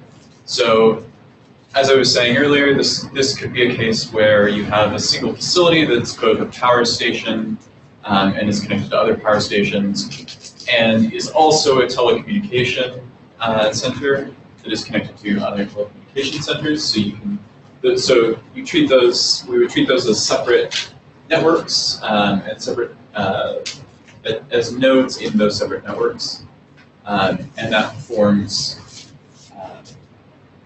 this independent system. And this also introduces the possibility of what we call cascading failures, and I'll show an example of that here in a couple slides. And then specifically what we're trying to figure out is, when we're talking about these cascading failures, we're trying to figure out what nodes are going to cause those, or are most vulnerable to causing those when removed. This is what's known as the critical node detection problem. It's an ongoing problem that's existed for quite a while in regular graph theory, and independent graph theory, which is sort of a more recent development, has also critical node detection problem in independent graphs is also sort of in the forefront lately. And so over here, I basically just show how easy it is to break apart one of these independent graphs if it's targeted, if the critical nodes are targeted well. So you may be able to see in a couple of these cases,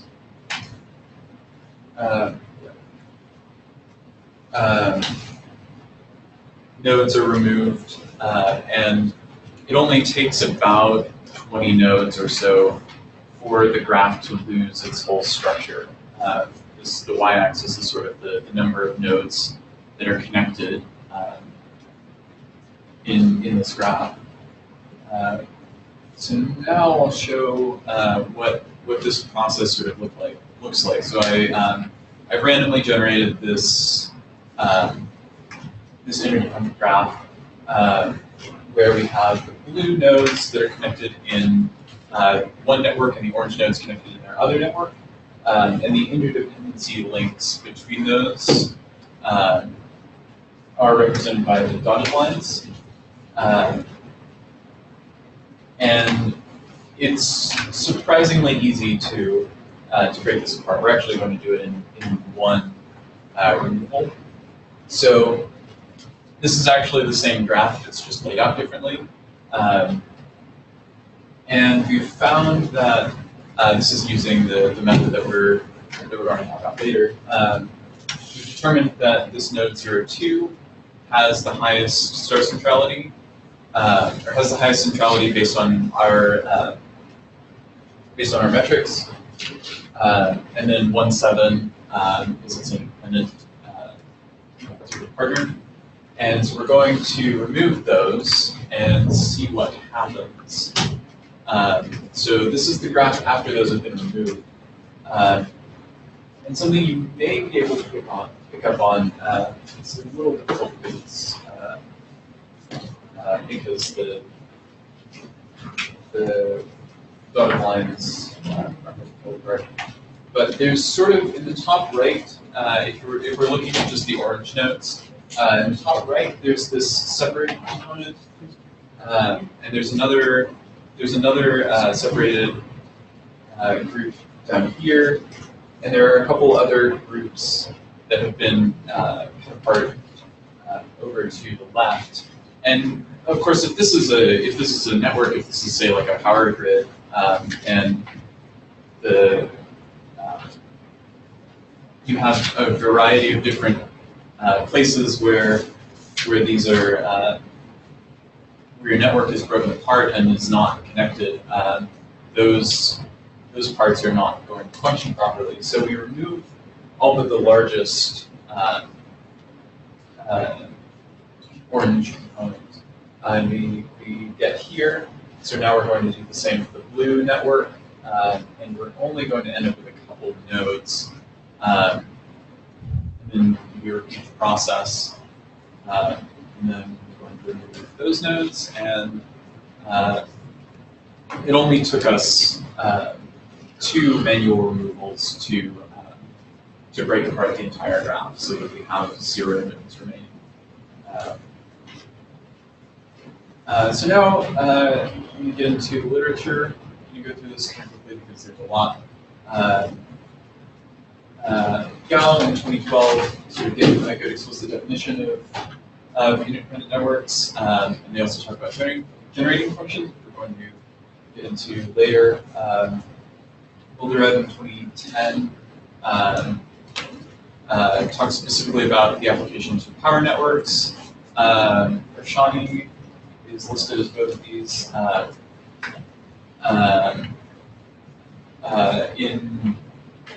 In 2010A, they talk about the effects of intersimilarity between graphs. This is just how correlated the degrees in the node degrees between graphs are, and they also explore the effects of coupling strength, like how connected the 2 graphs are. Whether there are nodes that only exist in one graph or only exist in the other graph, or nodes that are how many nodes have interdependency links. Wong describes the results of targeted attacks, and Schneider looks at the application of centrality metrics for the solutions to the critical node detection problem.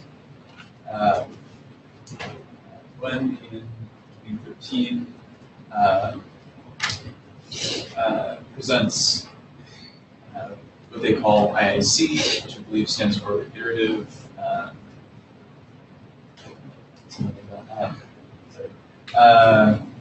Basically, they look at the spectral theory and different views of adjacency matrices in for independent graphs and how those apply to the problem. Newman talks more about generating functions, which I'll discuss later. Roshani in 2010 discusses more about coupling strength. This is a more theoretical result than the previous one, which was more experimental. And they construct dynamical systems based on generating functions. There are a couple more. These are talking some more about similarity and how you can how certain graphs will actually experience a phase transition where it becomes radically easier to break them apart past a certain value of coupling strength. So if two graphs are very well connected, it becomes much easier to break them apart than if there are only a few nodes that are between them. So one of the ways that we're looking at detecting critical nodes is through this method that we're calling star centrality, which is basically looking at the degree of the degree of induced, what are called induced stars for a given node. So say we're looking at black node here, and we want to find its star centrality. What we're looking for is an induced star, which is basically just a set of neighbors to that node that aren't connected among each other. So here we as one induced star, we might pick this green node and the red node, or we can pick the blue node and the green node.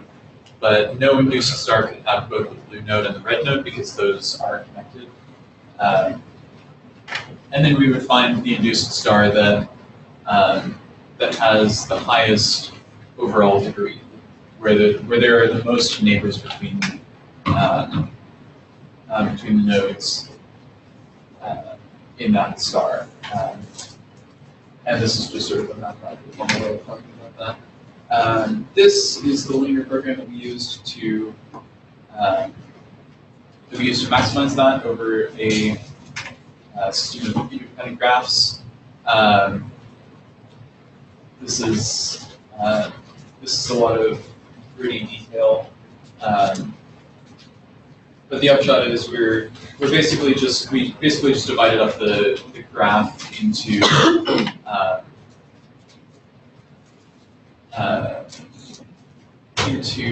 three sort of designations. X indicates whether or not that the node in question is sort of the focal point.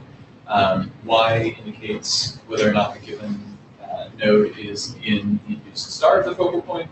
And Z indicates if it's then a neighbor of that induced star, and we're maximizing for Z.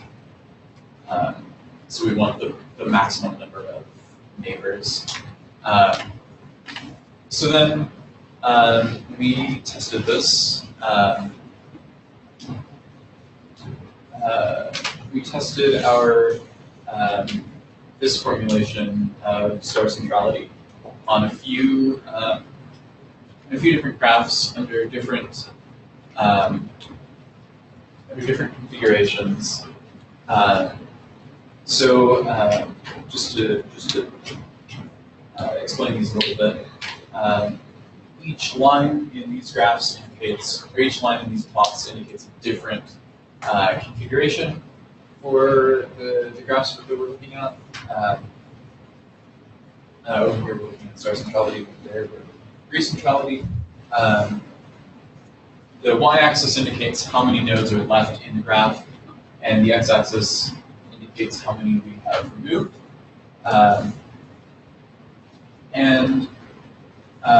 You'll notice that for identical configurations, take nn equal to 4 over here. degree centrality actually performs slightly better than star centrality. And we also, these are Watt-Strogatz graphs. We also saw this in Bardolsi-Albert graphs, that degree centrality performs slightly better, and it's sort of fewer nodes, fewer manually removed nodes to break apart the graph. And also you may see that we've omitted a few configurations because those just took a really, really long time to run. So to save time, we omitted those. So star centrality tends to perform worse than degree centrality, and also tends to perform worse than a couple other criticality detection methods. I mentioned IIC earlier, that performs quite a bit better. And then we also looked at REU graphs, on which it performs similarly to most other methods, but that's largely a result of REU graphs just being very, very hard to break apart. So everything performs sort of similarly on those.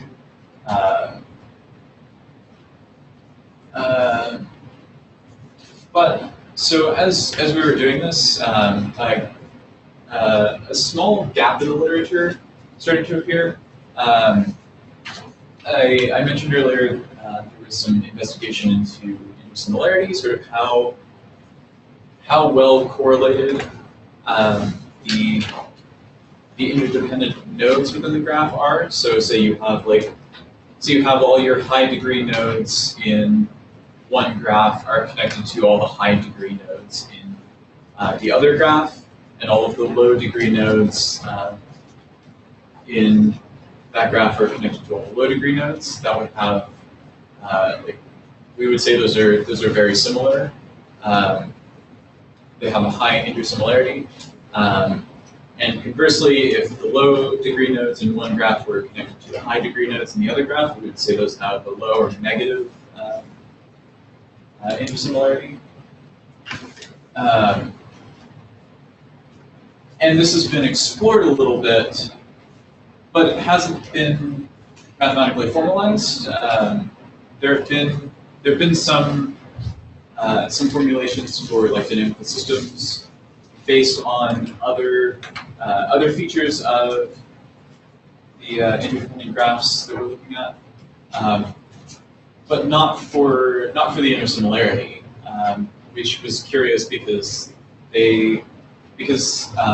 all of the experimental literature on intersimilarity seems to indicate that it's a very important trait of interdependent graphs.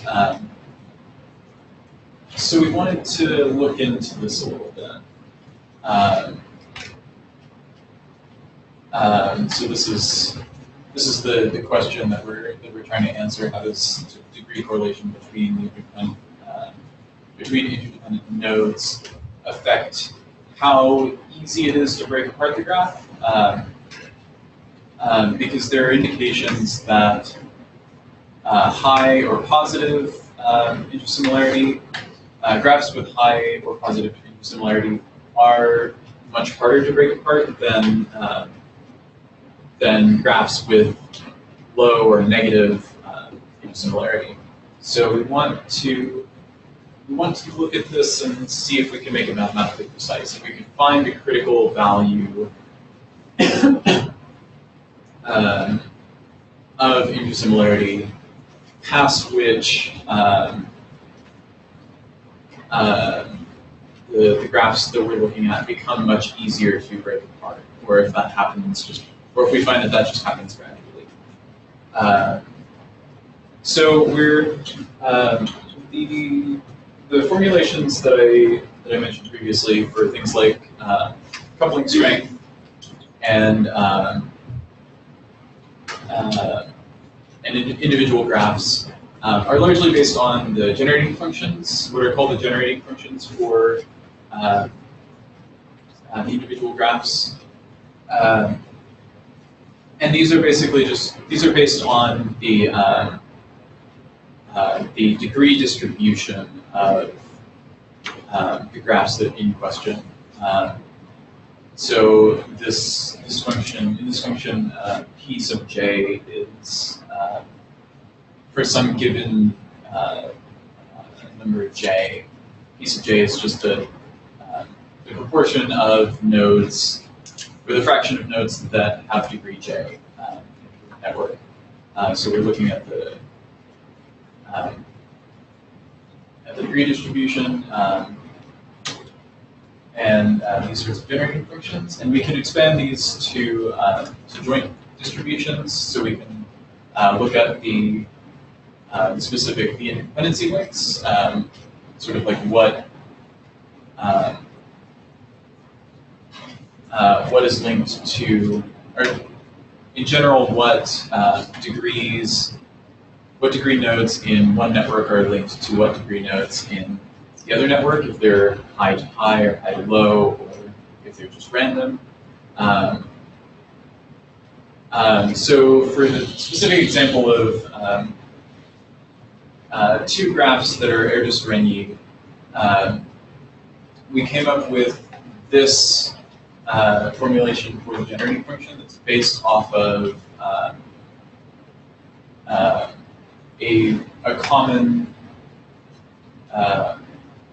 common formulation for the bivariate Poisson distribution,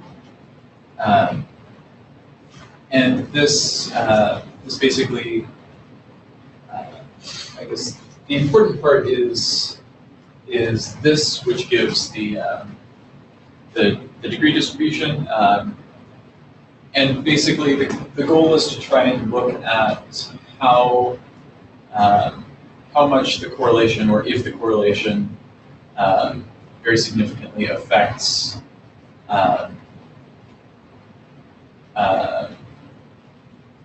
what this generating function looks like once we start removing nodes.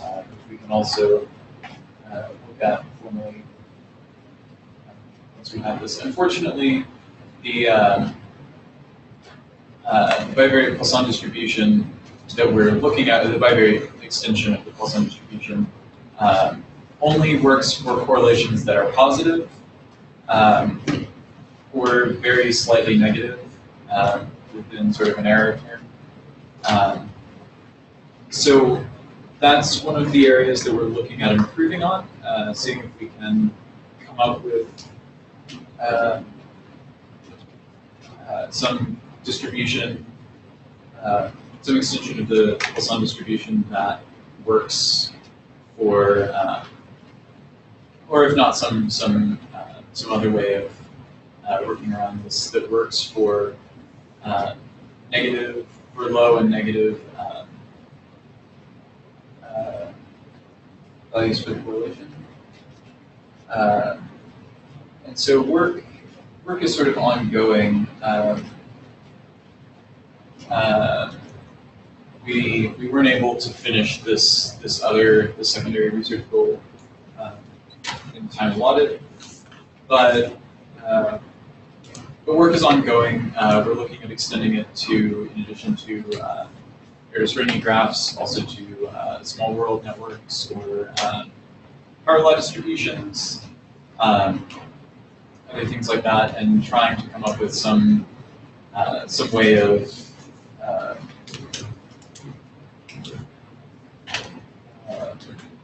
determining whether or not there is a critical value for correlation, for image similarity that affects the graph behavior.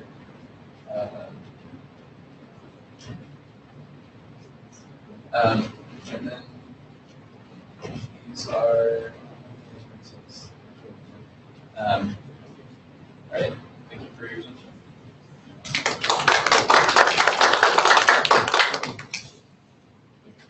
So you said that we want to identify whether there is a critical value. We know there is, right? Yes. Okay. Well, so experimental results seem to indicate that there is critical value for intersimilarity. but that hasn't been sort of mathematically verified. And then you said that basically you are generating interdependent graphs with a given intersimilarity, which will help with the experimental setup as well. Correct. For positive intersimilarity. Correct. Right? Yes. Have you tried something for negative intersimilarity? I know you have. You just didn't have it in the slide. So if you can explain what was your attempt towards negative intersimilarity. Sure. So we have attempted to generate graphs that have a negative intersimilarity. And what Dr. Chris was referencing also is that this this distribution can be reformulated as a conditional distribution, so that we can actually use it to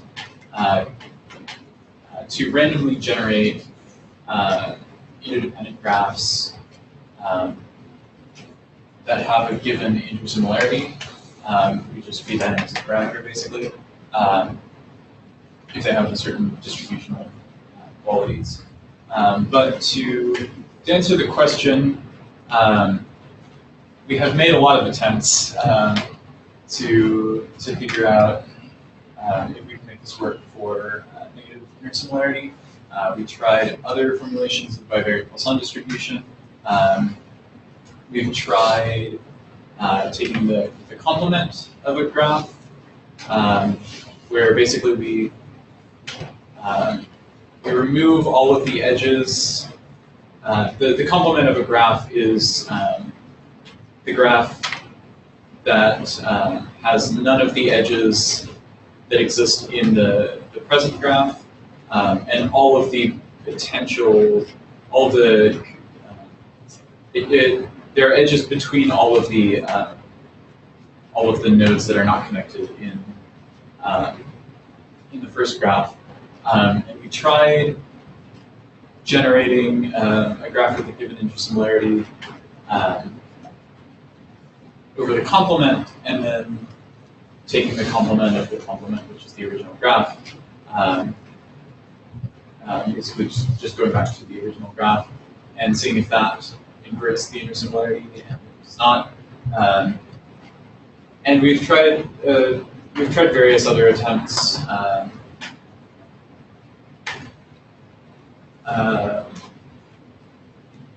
Minimizing over 1 over the probability distribution, or 1 minus the probability distribution. Nothing so far has worked reliably. A couple of those methods work for certain ranges of values of intersimilarity, but nothing works consistently that we've found so far. Let me ask you one quick question. Sure. You had a formulation for your star centrality. Yes. Is it a IP or LP? It is. Is it an integer program or? It is healthy. Such a variables are all 0, 1, right? Yes. Discrete, right? Correct.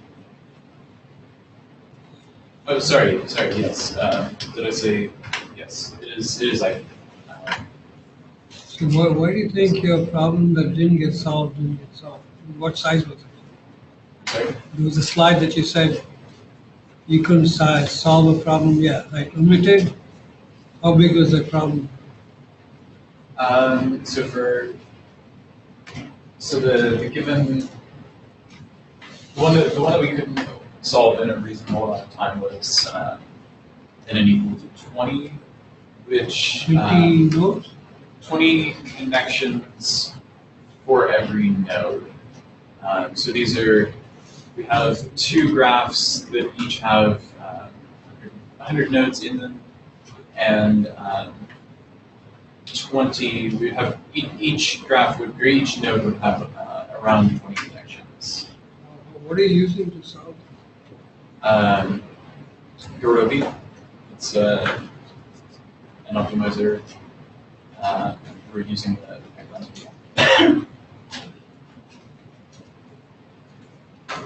So, Dr., to just expand on that, if you can quickly tell us, when you have NN equal to 20, you get a dense graph, right? Correct. So that The graph is essentially dense.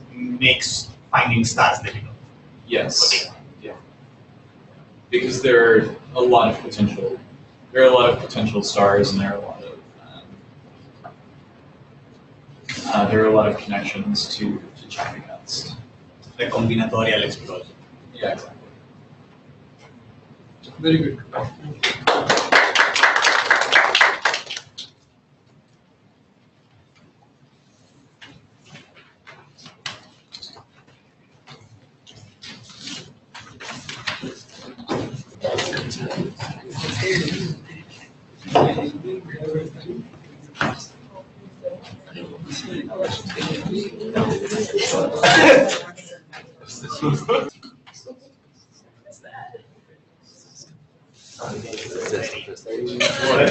It's gonna be this. Make it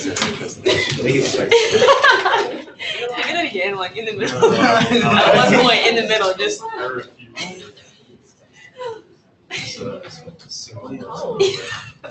That is fine. Cherish that. I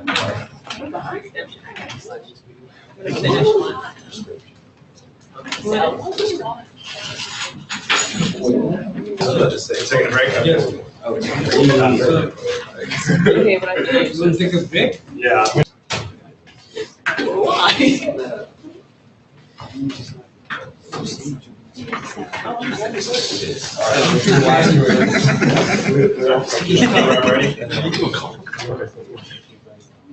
All right, good morning, everyone. My name is Jared Boggs. My research project for this summer, these 10 weeks, was improved leader follower motion, specifically with adaptive cruise control for ground robots. I was working under the mentorship of Dr. Sungi, also had the help of Dr. Theo Hansen and Mr. Peng Yu. So this slide, none of you have ever seen it before. It's the only one. But I'll just be going over the motivation for the project, some literature review, which really helped me get an understanding of how to approach this problem, some research goals, methodology, approach, results, conclusion, and then some future work. So first of all, adaptive cruise control is becoming more and more common on just the everyday consumer market. More and more cars, not even high-end, but cars that are considered more and more kind of economy cars, like for example the Honda Civic, they're actually having this feature in them, and it's not coming out just this year, but it's been out for a couple years. Actually, interestingly enough, the other night I was having a conversation with Haley Cameron, and Haley said that her dad drives a Jeep Grand Cherokee that actually has ACC. And so it's not the kind of feature that just brand new high-end cars have. It's becoming and so a really big motivation is that most automobile manufacturers are pushing towards autonomous navigation, where the only thing the human has to do is get in, put in the location that they want to go to, and the car takes care of the rest. But in order to get there, the lower layers need to be perfected and really optimized. So it starts with cruise control, which has been done for a very long time. It's well vetted, it's a good technology. Now we're working on adaptive cruise control to move on to leader follower and then autonomous navigation. Now on the other side of that, robots are also a growing part of our world, especially in transportation. This top picture is from a campus, I forget where, I would want to say somewhere in Silicon Valley, I'm not sure, but this is actually a robotic shuttle. It just goes on a continuous loop between the parking lot and the plant or the main buildings, and it just operates completely by itself. The picture below is actually a food delivery robot operating in DC. But what I've seen as I read a lot of the literature is that the ACC technology is not being brought over to robots at the same pace that it's being developed in the automotive industry. So just going over several papers that helped me really understand what ACC is, what the current state of it is in the research world. This first one by Shakuri described basically most ACC systems have two loops, one that controls the accelerator and one that controls the brake. And this is what most automobile manufacturers have been using. In this paper, however, they created a single loop that performs the same task. And they showed over various simulations that this cut down on the necessary computing power that was necessary and also saved a little bit of time, which gives the computer more time to react, which potentially makes writing safer. And so the application to my research eventually was just because of the detail that they described current ACC systems in, it gave me a better idea of what exactly I'm working on. Another one from Shakuri, he developed a system that was able to switch back and forth between adaptive cruise control and just plain old cruise control. Using model predictive control, basically they would be scanning for a leader as you do in ACC, and if one wasn't detected, then the system would know to switch back to normal cruise control and switch back to the speed that the driver defined. And so the ability to switch back and forth, I eventually ended up applying this to my Turtlebot code by saying if a leader is not detected, we need to have a low baseline velocity to ensure that the Turtlebot doesn't just stop moving, but that it continually moves forward at a slow pace so it doesn't hit the leader, but it's continually moving and it doesn't stop. This one from Magdici and Althoff in Munich was really the most probably influential on this research.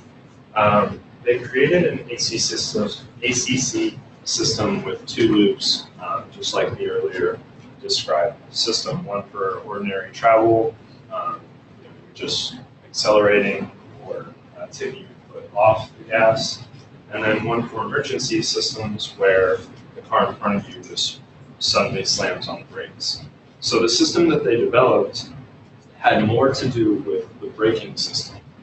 If the follower car, as soon as it detects the leader braking, if you immediately slam on the brakes, then there's potential to cause accidents behind you. You really mess up the flow of traffic. Your fuel efficiency is going to go down the drain.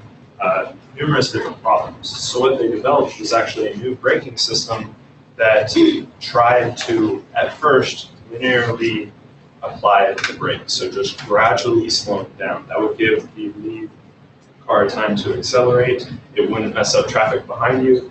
But if the leader car was still stopped and that follower car was really encroaching on that safe following distance, then they would finally apply the brake.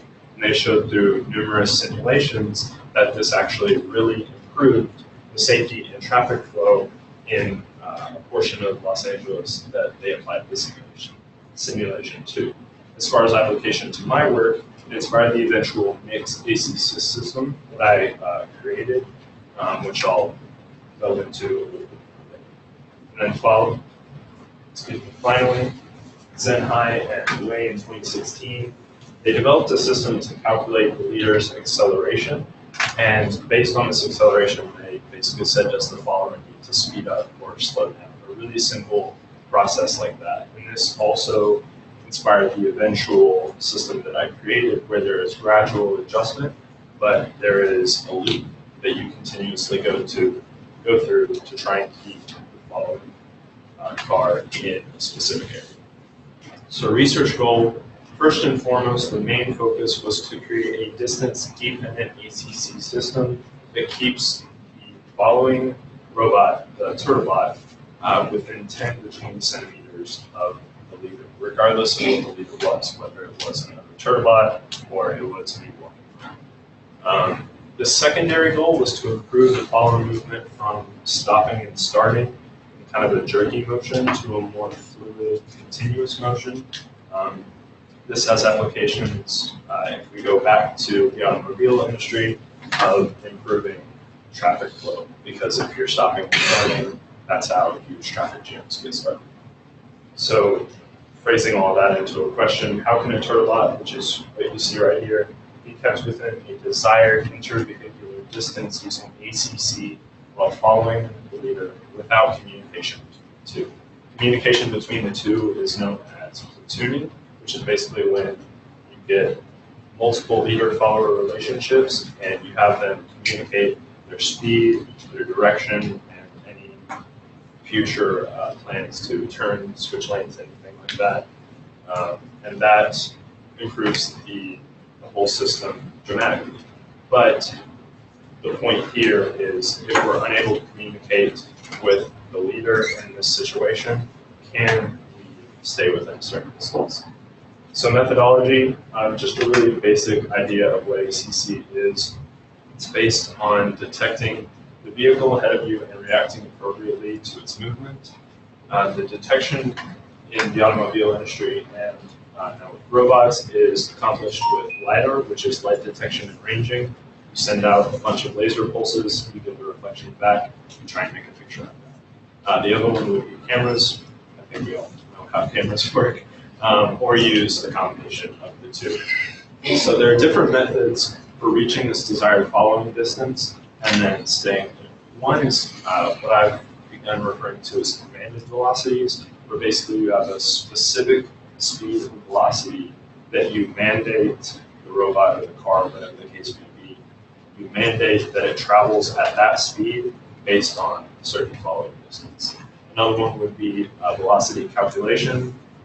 Since you have the distance between you and the preceding vehicle, you can, if your speed is the same, you can calculate how fast the car in front of you is moving based on the change in that intervehicular distance.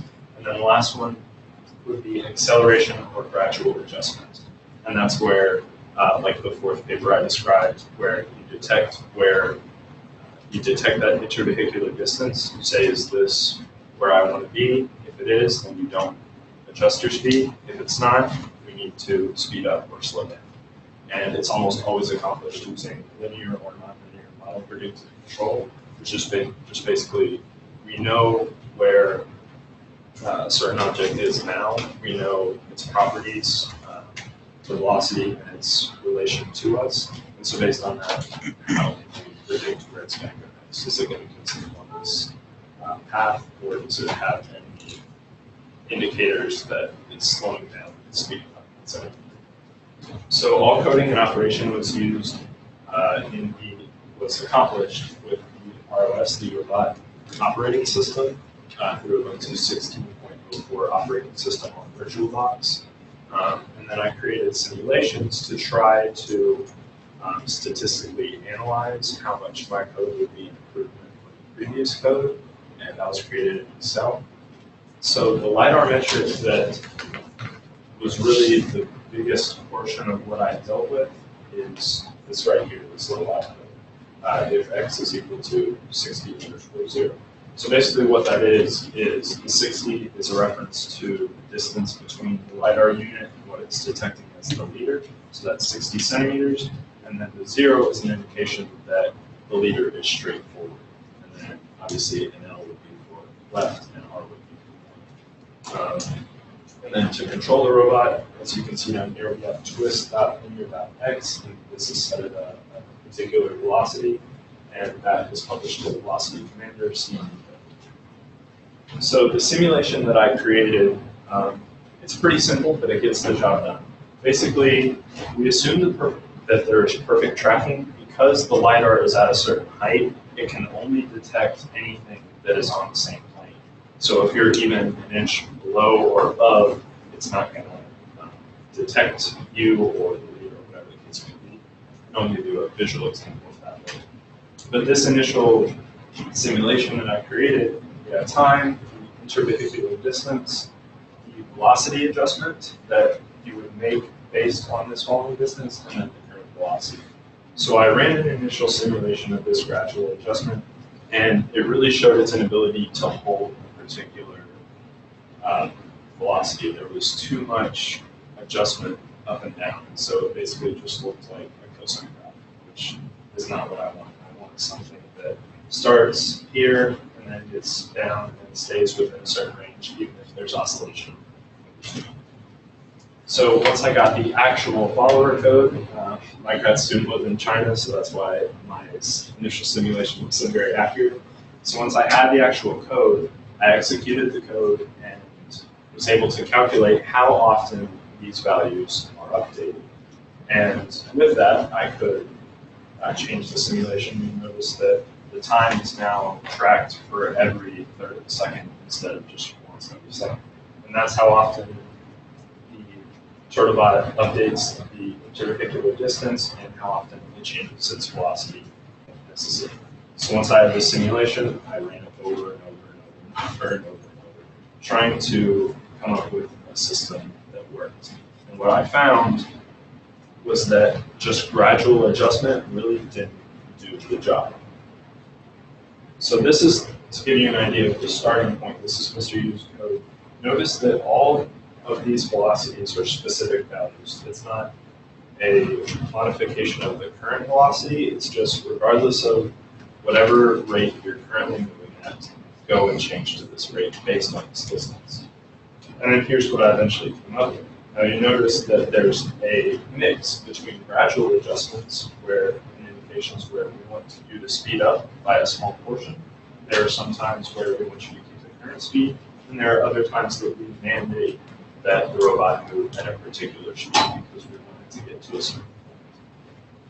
Here's a really simple flowchart for what goes on when you run that code. Just identify the leader, find out how far away it is and what the orientation is, and then we just figure out, do we want to be this intervehicular distance? If we do, then we'll stick at the same rate and we'll see what happens. If we're outside that range, we're too close, obviously you want to slow down, you don't want to rear end the leader. But if you're too far away, we need to set a high speed so we can get back toward that desired distance. Now these are performance comparisons based on my simulation for my code, which is in black, which is a fixed adjustment system, and then the commanded velocity system, which was Mr. Yu's code. So what you'll see, upon first glance, you would think this blue one performs a lot better because it's more smooth and it actually flatlines over here. The problem is that if you remember my research goal, the goal is to have a following distance in between 10 and 20 centimeters. The other velocity system ends up with a following distance of 32 centimeters. And the reason for that is because in the commanded velocity system, for a distance, for a following distance of 32 centimeters, it sets a specific velocity. And for these simulations, that actually happened to be the simulated velocity of the leader. So it's always going to reach the same intervehicular distance if it's traveling at the same speed. It's not going to be able to catch up and get within the desired range. So here's another example. You'll see that I will admit, there is oscillation in mine, but you'll notice that it is staying within this range. And I'll show statistical proof of that in just a second. And here's one more example. All of these simulations, I started them from different intervehicular distances because what I found with gradual adjustment was that I could create a system that would get in the desired range for 1 meter speed and for 1 initial intervehicular distance. But as soon as I changed that, then the system would work, and that's why I created a mixed adjustment system. So this one started from 50 centimeters, 40 centimeters, and then super close at 5 centimeters. So here is a little bit more statistical analysis of what I came up with. So the mean intervehicular distance for my code over just those 3 simulations was 13.6 centimeters, which is firmly within the desired bounds of 10 to 20 centimeters for a following distance. Whereas the commanded velocity had 31.8 as its intervehicular distance. What this tells me, again, is that my code is doing what it's supposed to. It's getting within a certain desired following distance and it's staying there. Whereas the commanded velocity is supposed to get to a certain distance based on the speed of the leader. Thankfully, there were no stops or collisions with either of them, which is a promising sign. But the settled following distance is basically where do each of these systems tend to go as far as a following distance. If you don't like socks and sandals, look away. I'm sorry, I just want you to be comfortable in the lab. It was a little bit chilly. But here is a physical demonstration of the following codes, the two following codes that are available. My goal was actually to use another Turtlebot, but I was unable to find another computer that could run another one, and I couldn't get them to run on the same computer. So you're stuck with my calves. I apologize. But here's the first one, which is the commanded velocities.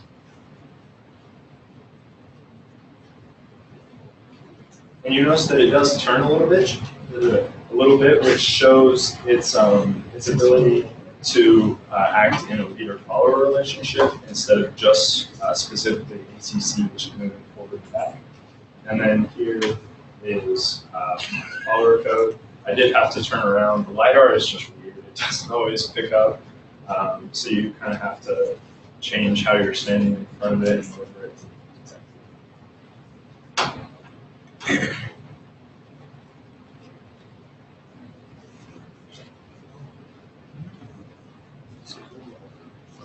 Sometimes I have to think about it for a little bit.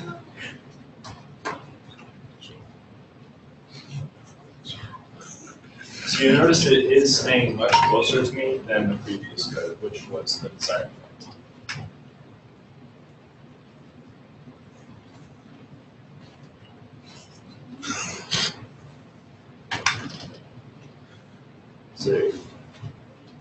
And then, so just a little bit of a reflection. So the commanded velocity system that we started with is a rigid ACC system. And it's probably more like what you're going to see in the automobile industry.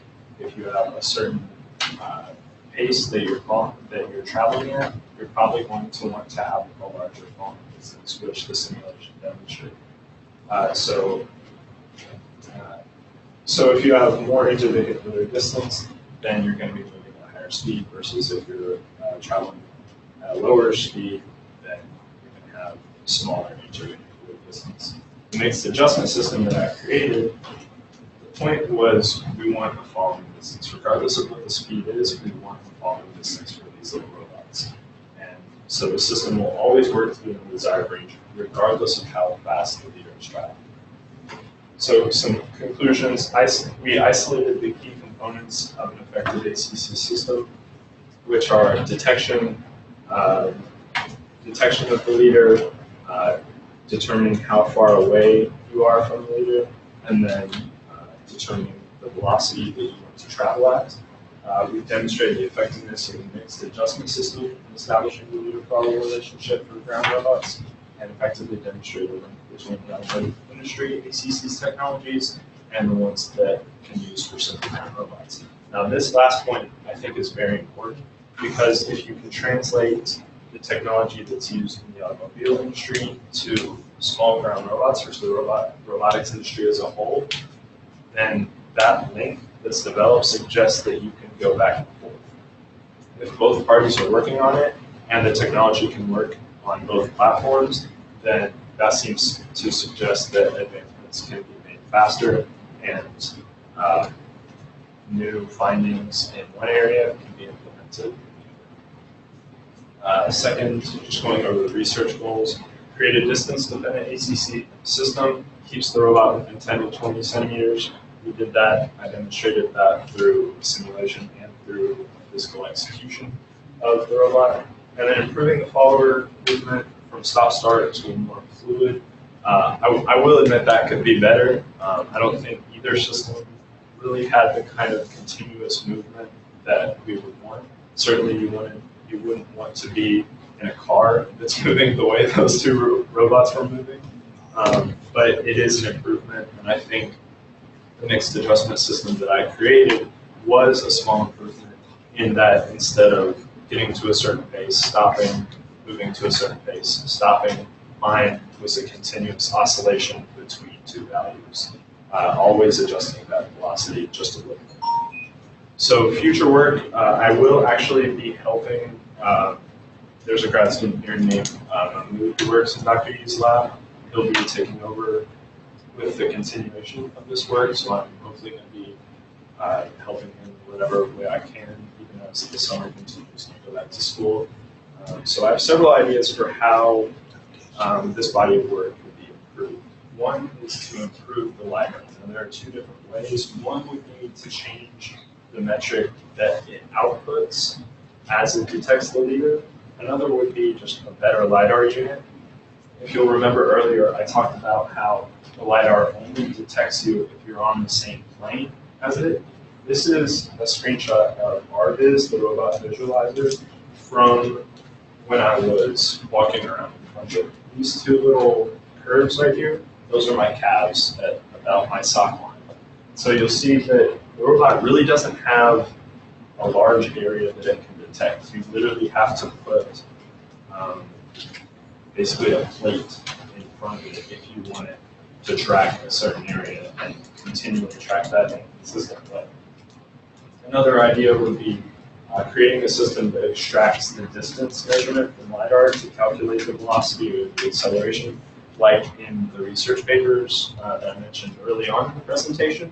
The only concern I have with this is that you would have to extract the distance measurement from the LiDAR metric, and that might be very computationally intensive. And the only concern with that is that it needs, that calculation would need to be performed in the same time that the LiDAR goes around once, so it can continually be updated.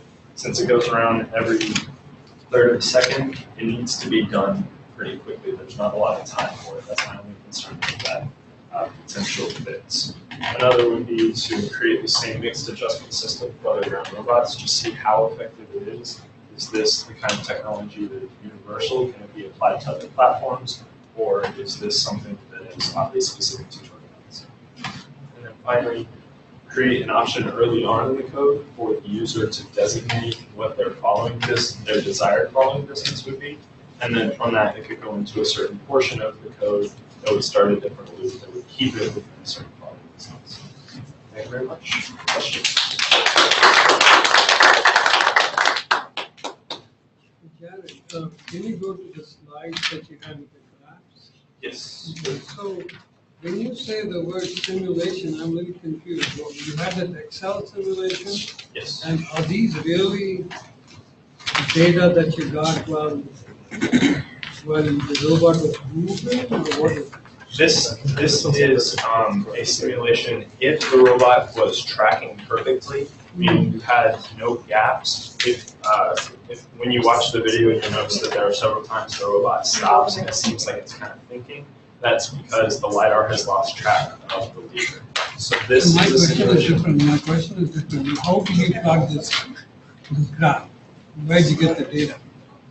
It was from, if I go back to this. So I plotted the time, the intervehicular distance, and ran through and graphed the velocity adjustment and the necessary velocities. And then I graphed time versus the Purely distance. Excel simulation. Yes, It's not a real simulation. but it Meaning was, it's not the real robot running. yes, but it was a description of the way the robot would run under any circumstances. What do you know? I mean, I don't think so, because all the inertia that the robot has to make it do different things. You can't be sure. Yeah, it is a very simple simulation, but there's no such thing as like a stopping distance for the robot. There is definitely inertia and that sort of thing, but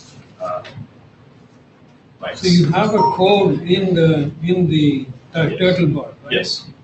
So my question to you is, if I took that code in the turtle bot and put it on a larger robot, much larger, Yeah. you think it's going to do the same thing?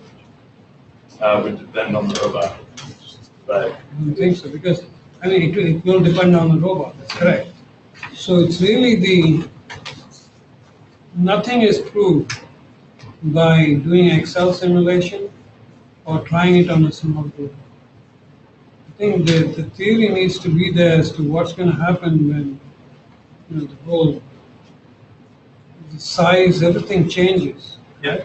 And that's why for the future work, one of the goals would be to try it on a different robot so we can see what would happen.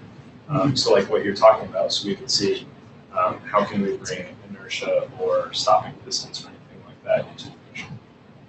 So One other thing, it's really disappointing that you didn't try following another robot. I thought that's the key here. You're trying to follow a robot. So you should have had another turtle robot, not you. Yeah, You follow. I did try that, and I tried to communicate with my grad student. So the experiment, when you think the experiment, you had a table there. Can you go to that table with 0 stops? Yeah. So, again, this doesn't tell me anything because it depends on what the leader robot did. If I made the leader robot stop, change its speed suddenly, the behavior would be very different of the follower. This that is true, but in this description, the number of stops is a reference to times that the robot would have to stop because of its distance to the turbot because of the velocity that it was at. Although that is definitely true. So it would depend.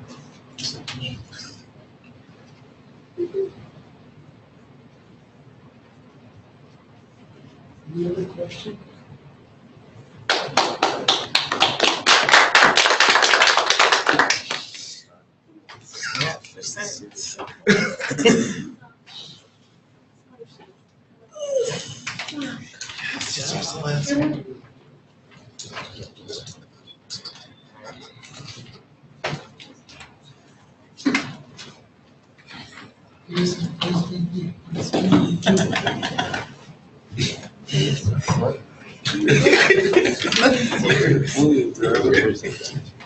Walker.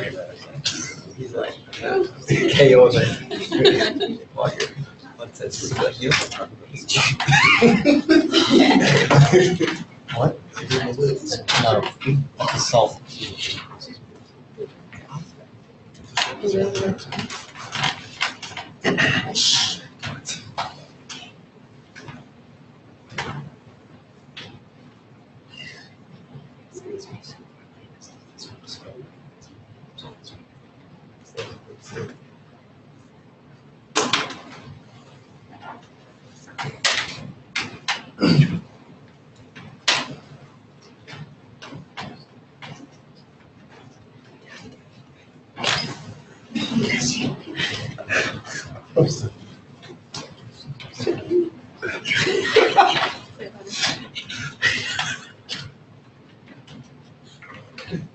Good morning. My name is Cipriana Patterson. I am a junior engineer major at Jackson State University.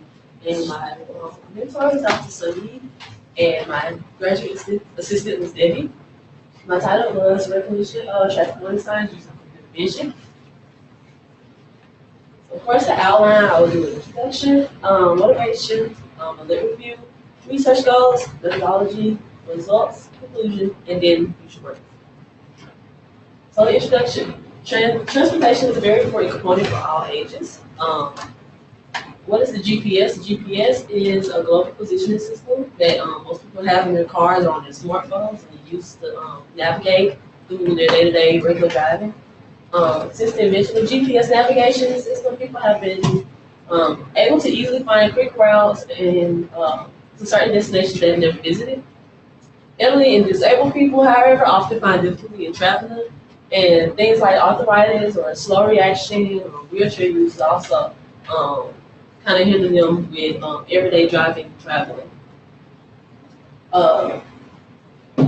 Originally, the goal was to create an application that will optimize routes for those who are elderly and disabled. The procedure for developing this navigation app was first we will load a world map into MATLAB, then we will find a route from the user's current location to their preferred destination using MATLAB's mapping toolbox. Next, the route optimization was done to find the efficient route if the user needed to visit multiple locations, in case they need to go to 2 places at one time. Next, the MATLAB code was converted into C++ using MATLAB code, and then finally, the converted C++ code was to be used in MATLAB and Android Studio to develop the actual application. After using Mapbox and Android Studio, the map was successfully loaded. However, 5 weeks into the program, We had a video conference with Virginia Tech, and it resulted in the change of the research topic for me. I'm still helping with the development of the application, but focusing on just the machine vision aspect. So machine vision is just like object detection, image processing, robot guidance, and things of that nature. The research will narrow down to develop a code that will help those with vision deficiency and ocular diseases detect traffic warning signs that they approach on a day-to-day basis. My motivation: GPS system was made. The GPS system was made and was never altered for those who are elderly and disabled. According to many reports of the traffic accidents, the number of accidents near the intersection was increased in case of age drivers. So, as far as older people having issues with seeing things at intersections, as far as like stop signs, maybe like a pedestrian walkway, telling you that people are crossing, yield signs, things of that nature. According to the governor's High Safety Administration, elderly drivers face impairments in 3 areas: vision, cognition, motor function, which are responsible for higher crash rates. Of course, I'm focusing more on the vision part of the face impairments. Also, elderly people usually suffer from vision deficiencies. One of them being cataracts. And cataracts is like a clouding of the lens in the eye, and it results into like a deterioration of the vision. Some of these effects may be like vision blurriness, sensitivity to bright lights, trouble seeing at night, things of that nature. Macular degeneration is an incurable eye disease. It affects over 10 million Americans, which is the leading cause of eye vision loss. And it's compared to cataracts and glaucoma, it's the highest.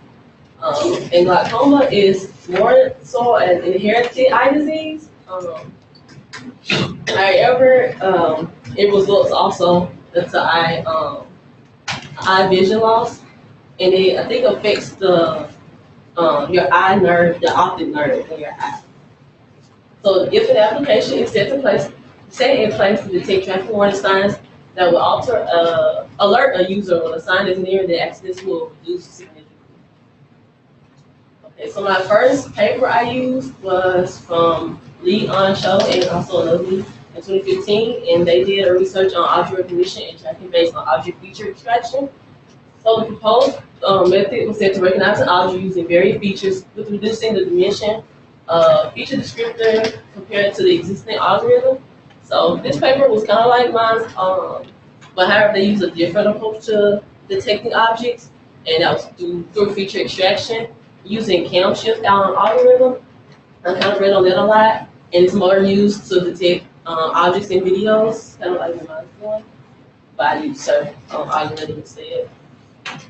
The second lit review was for my grad student, Debbie. She did the development of mobile applications for VRUs using computer vision. Her research mainly concentrated on creating an application for elderly mobile users based on augmented reality using Android Studios, because it had a strong editor tool for developing creative interface. So she also did object recognition. Object recognition for traffic warning signs, but she also used different methods. So I kind of used her paper to get an idea of what route to go when using object detections to detect signs for my research. My third lit review was a research on speed up robust features, which is the SURF algorithm used in my project. And during this research, they basically improved the SURF algorithm, and it kind of helped me understand what SURF was and how the improvements kind of helped to how it is now and how it's used in my project. The third paper was on object capturing in a cluttered scene by using point feature matching, and that's basically the basis of my research also, because I kind of used her research to base mine and start my object detection of traffic warning signs. This project contained the algorithm for capturing a specific target based on the points which corresponds between reference and target images, and they do that through the SURF algorithm. And also thoroughly explain SURF algorithm in this paper as well. My research goals is to detect traffic warning signs that will alert users when a sign is there while driving on a day-to-day basis, and doing that using object detection using point feature matching.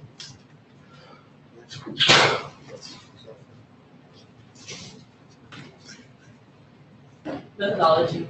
So I'm using MATLAB, of course, and in MATLAB they have computer vision system toolbox, and computer vision system toolbox is used for image processing, object detection, object tracking. Of course, I'm using it for object detection. After that, we altered the code in MATLAB so that the code will recognize and detect the sign in color images, because the person who did the research and Lit 4, her typically only could recognize grayscale images, she couldn't recognize color images. So we had to alter the code to make sure that we can recognize the color images that we use. Also, after successfully detecting signs from the image, then attempt to detect the signs in the video. So I'm going to discuss theoretical terms, numerical models and experiments. So theoretical terminology, SURF algorithm, is a description of local feature detection, mainly used for tasks such as image recognition, 3D construction, classification, object recognition, and object tracking. I'll talk more about SURF algorithm later. Also the computer vision toolbox, which I talked about earlier, just provides algorithm functions for video processing systems, computer vision, and image processing. Object detection, process of finding instances of real-world objects, and then point feature matching method used to detect a specific target and the color seen. So a numerical model is the SURF algorithm. This algorithm I kind of stuck with throughout this research. And of course, like I said, it stands for speeded up robust features. So it uses a blob detector to detect points or local points in an object between the reference and the scene image. And it does that using the Hessian matrix. And it expresses the extent of the response, and there's also an expression of the local change around the area. So SURF algorithm is used to detect the extract feature points between my reference and my scene images. This is just a few demonstrations of SURF being used in my project. So this is just a picture I just found on Google. And I take it and I read the image into MATLAB. And what it does is the SURF algorithm finds key points and strong feature points inside of the image. So key feature points could be like blobs, corners, edges, curves, things of that nature. It just kind of stands out. And it just picks 100 of them, usually the smaller images. And then this is more of the scene image. This is a reference image, and this is the scene image. And it does the same thing for this one too. It finds the strong images, so like I said, corners, blobs, words, text, things of that nature. And they kind of use 300 strong features just because it's more area, more things to cover. And then, like I said, it just basically shows the strong feature points in the first trial, so just detecting the stop sign in the scene image. So after doing the stop sign trial, the second trial was using stop sign and a pedestrian sign to see if the code could detect 2 signs at one time. So again, the SURF algorithm do the same thing for the reference images. And then here goes the scene image where it starts to detect, like I said, corners, and just things of that nature in the scene image. It is also used for extracting features. So in here, as you can see, it takes the reference image and it tries to find those blobs, those edges, those points, and things of that nature into the scene image. And sometimes they have mistakes, like maybe you thought that was an edge on there, it's still not. So it just kind of detect those objects that's similar to the reference image and try to find it in the scene image and kind of match them. That's kind of what technically means, like similar areas or similar features. And again, with my second trial of the stop sign and the pedestrian sign, takes the stop sign, find those local and similar feature points, matching to the scene image, and the same for the pedestrian to the scene image as well.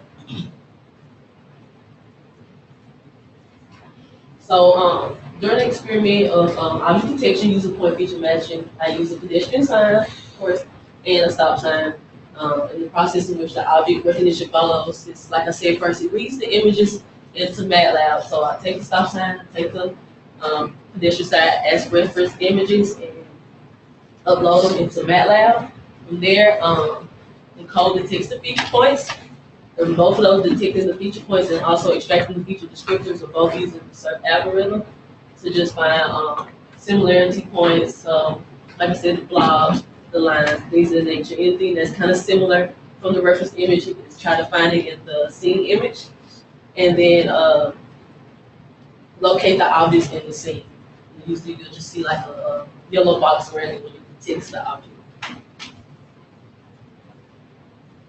So the results for the research were at the most part successful. The temporal object detection in the video was successful, but it was not complete.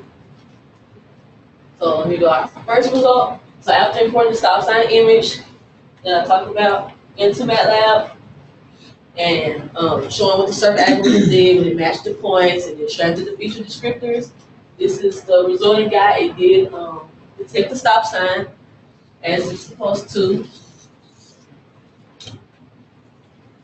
And then for the trial 2, when I did the stop sign and the pedestrian sign, it successfully found both signs after detecting and extracting the similarities and features between the reference and the scene image.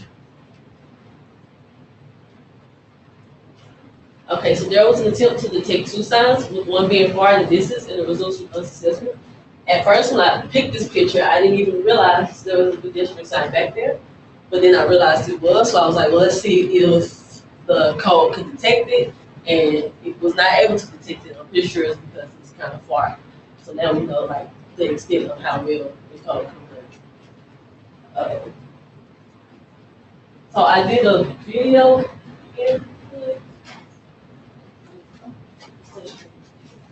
The video info was successful using the stop sign as reference image. So I imported this video. It's a still image video, so it doesn't really it's not like a real live action movie video. Just for purposes of just trying to see if video input would work. Kind of shoot a still video. And the process it took is dividing the video into different frames, and then the stop sign was detected. And here's the process it took. So first, just convert to grayscale. And then after that, it detected the feature points. We still use 300 just to be accurate. So that's why it's like a lot of green. We detected a lot of point features. So, and we use 4 different frames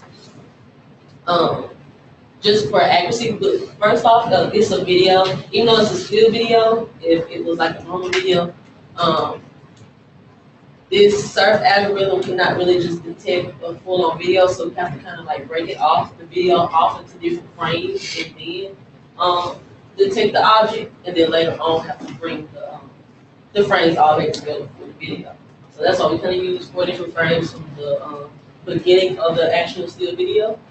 Like I said, convert it to grayscale, and then of course it's the other little feature points, finding the strongest feature points in the stop sign, and then matching the points based off similarities from the scene image in the reference images. And then the video was successfully able to detect the stop signs in 4 different video frames as shown in this figure. So yeah, that's the little yellow box around this. The code was successful in detecting the stop sign alone in the scene image. It also successfully detected the two traffic warning signs, the pedestrian sign, the stop sign, and when they're fairly close, because as you see, when they were far away, it wasn't able to detect the pedestrian sign. However, when a sign is not within a certain distance, like I said, it cannot be detected. Also, the detection of the stop sign video was successful as far as 4 different frames. And the outcome of my research related to the specific goal because the code successfully detected 2 traffic warning signs that are significant to drivers with IDs or something confusion deficiencies. I said like stop signs, reading up on different accidents and things of that nature. There's a lot of stop signs that are being ran, especially with the elder drivers. Also, I think pedestrian signs are important too because a lot of car accidents result in people getting hit as well because they want to see people.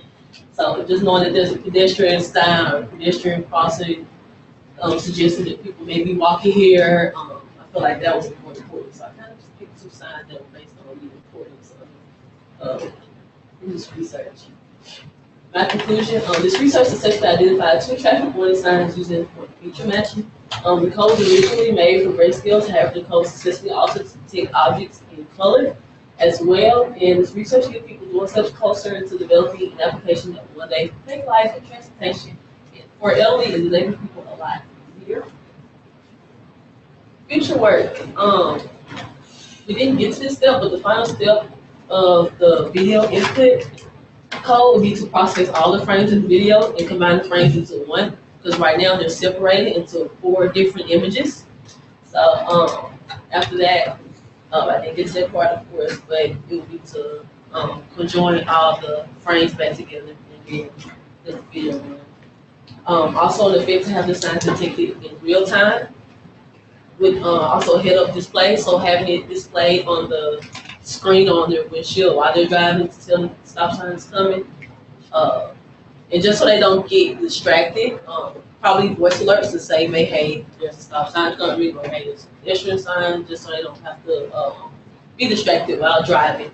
And I also plan to continue my research because I kind of enjoyed it. So it was very interesting. So I kind of want to still get those results of them being detected in a video, so I plan on continuing my research. And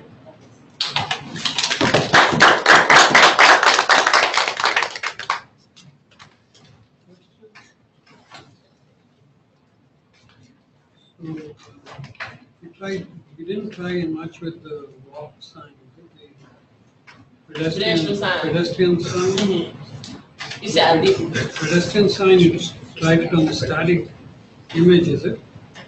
Did you try the pedestrian image? Yeah. You did?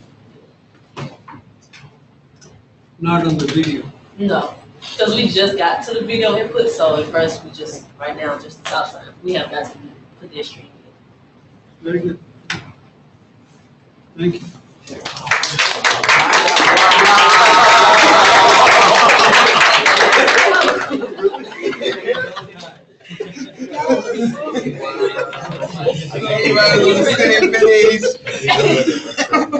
So for the rest of the afternoon, right? I'd like to sign the pages back by 1 o'clock, and then we'll meet and please come to faculty lounge around 1 something. There's an external evaluator, so you'll be there. And about 3 o'clock, we'll have a cultural ceremony. We'll get done by My advisor is doing something on the Tokyo process at around I could go over to her office and get the form signed. Would you recommend I just send it to her? Have it all signed and send it back? I can send it to her.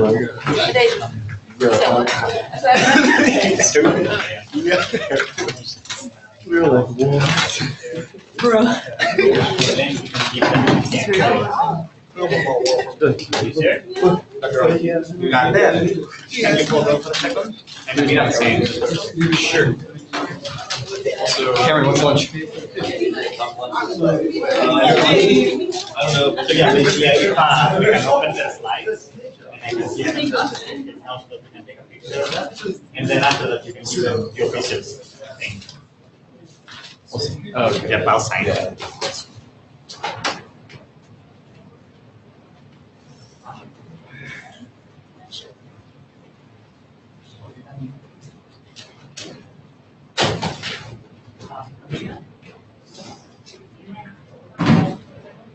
David, thanks a lot.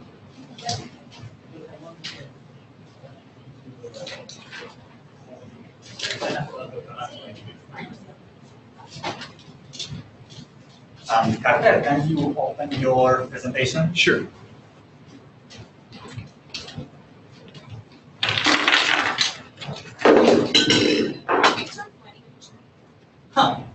That's a good one. Amina, So, are you going to keep going? join this. I've probably seen this. You can mail it back to them. Sure. But like, I mean, I'd still like to have a picture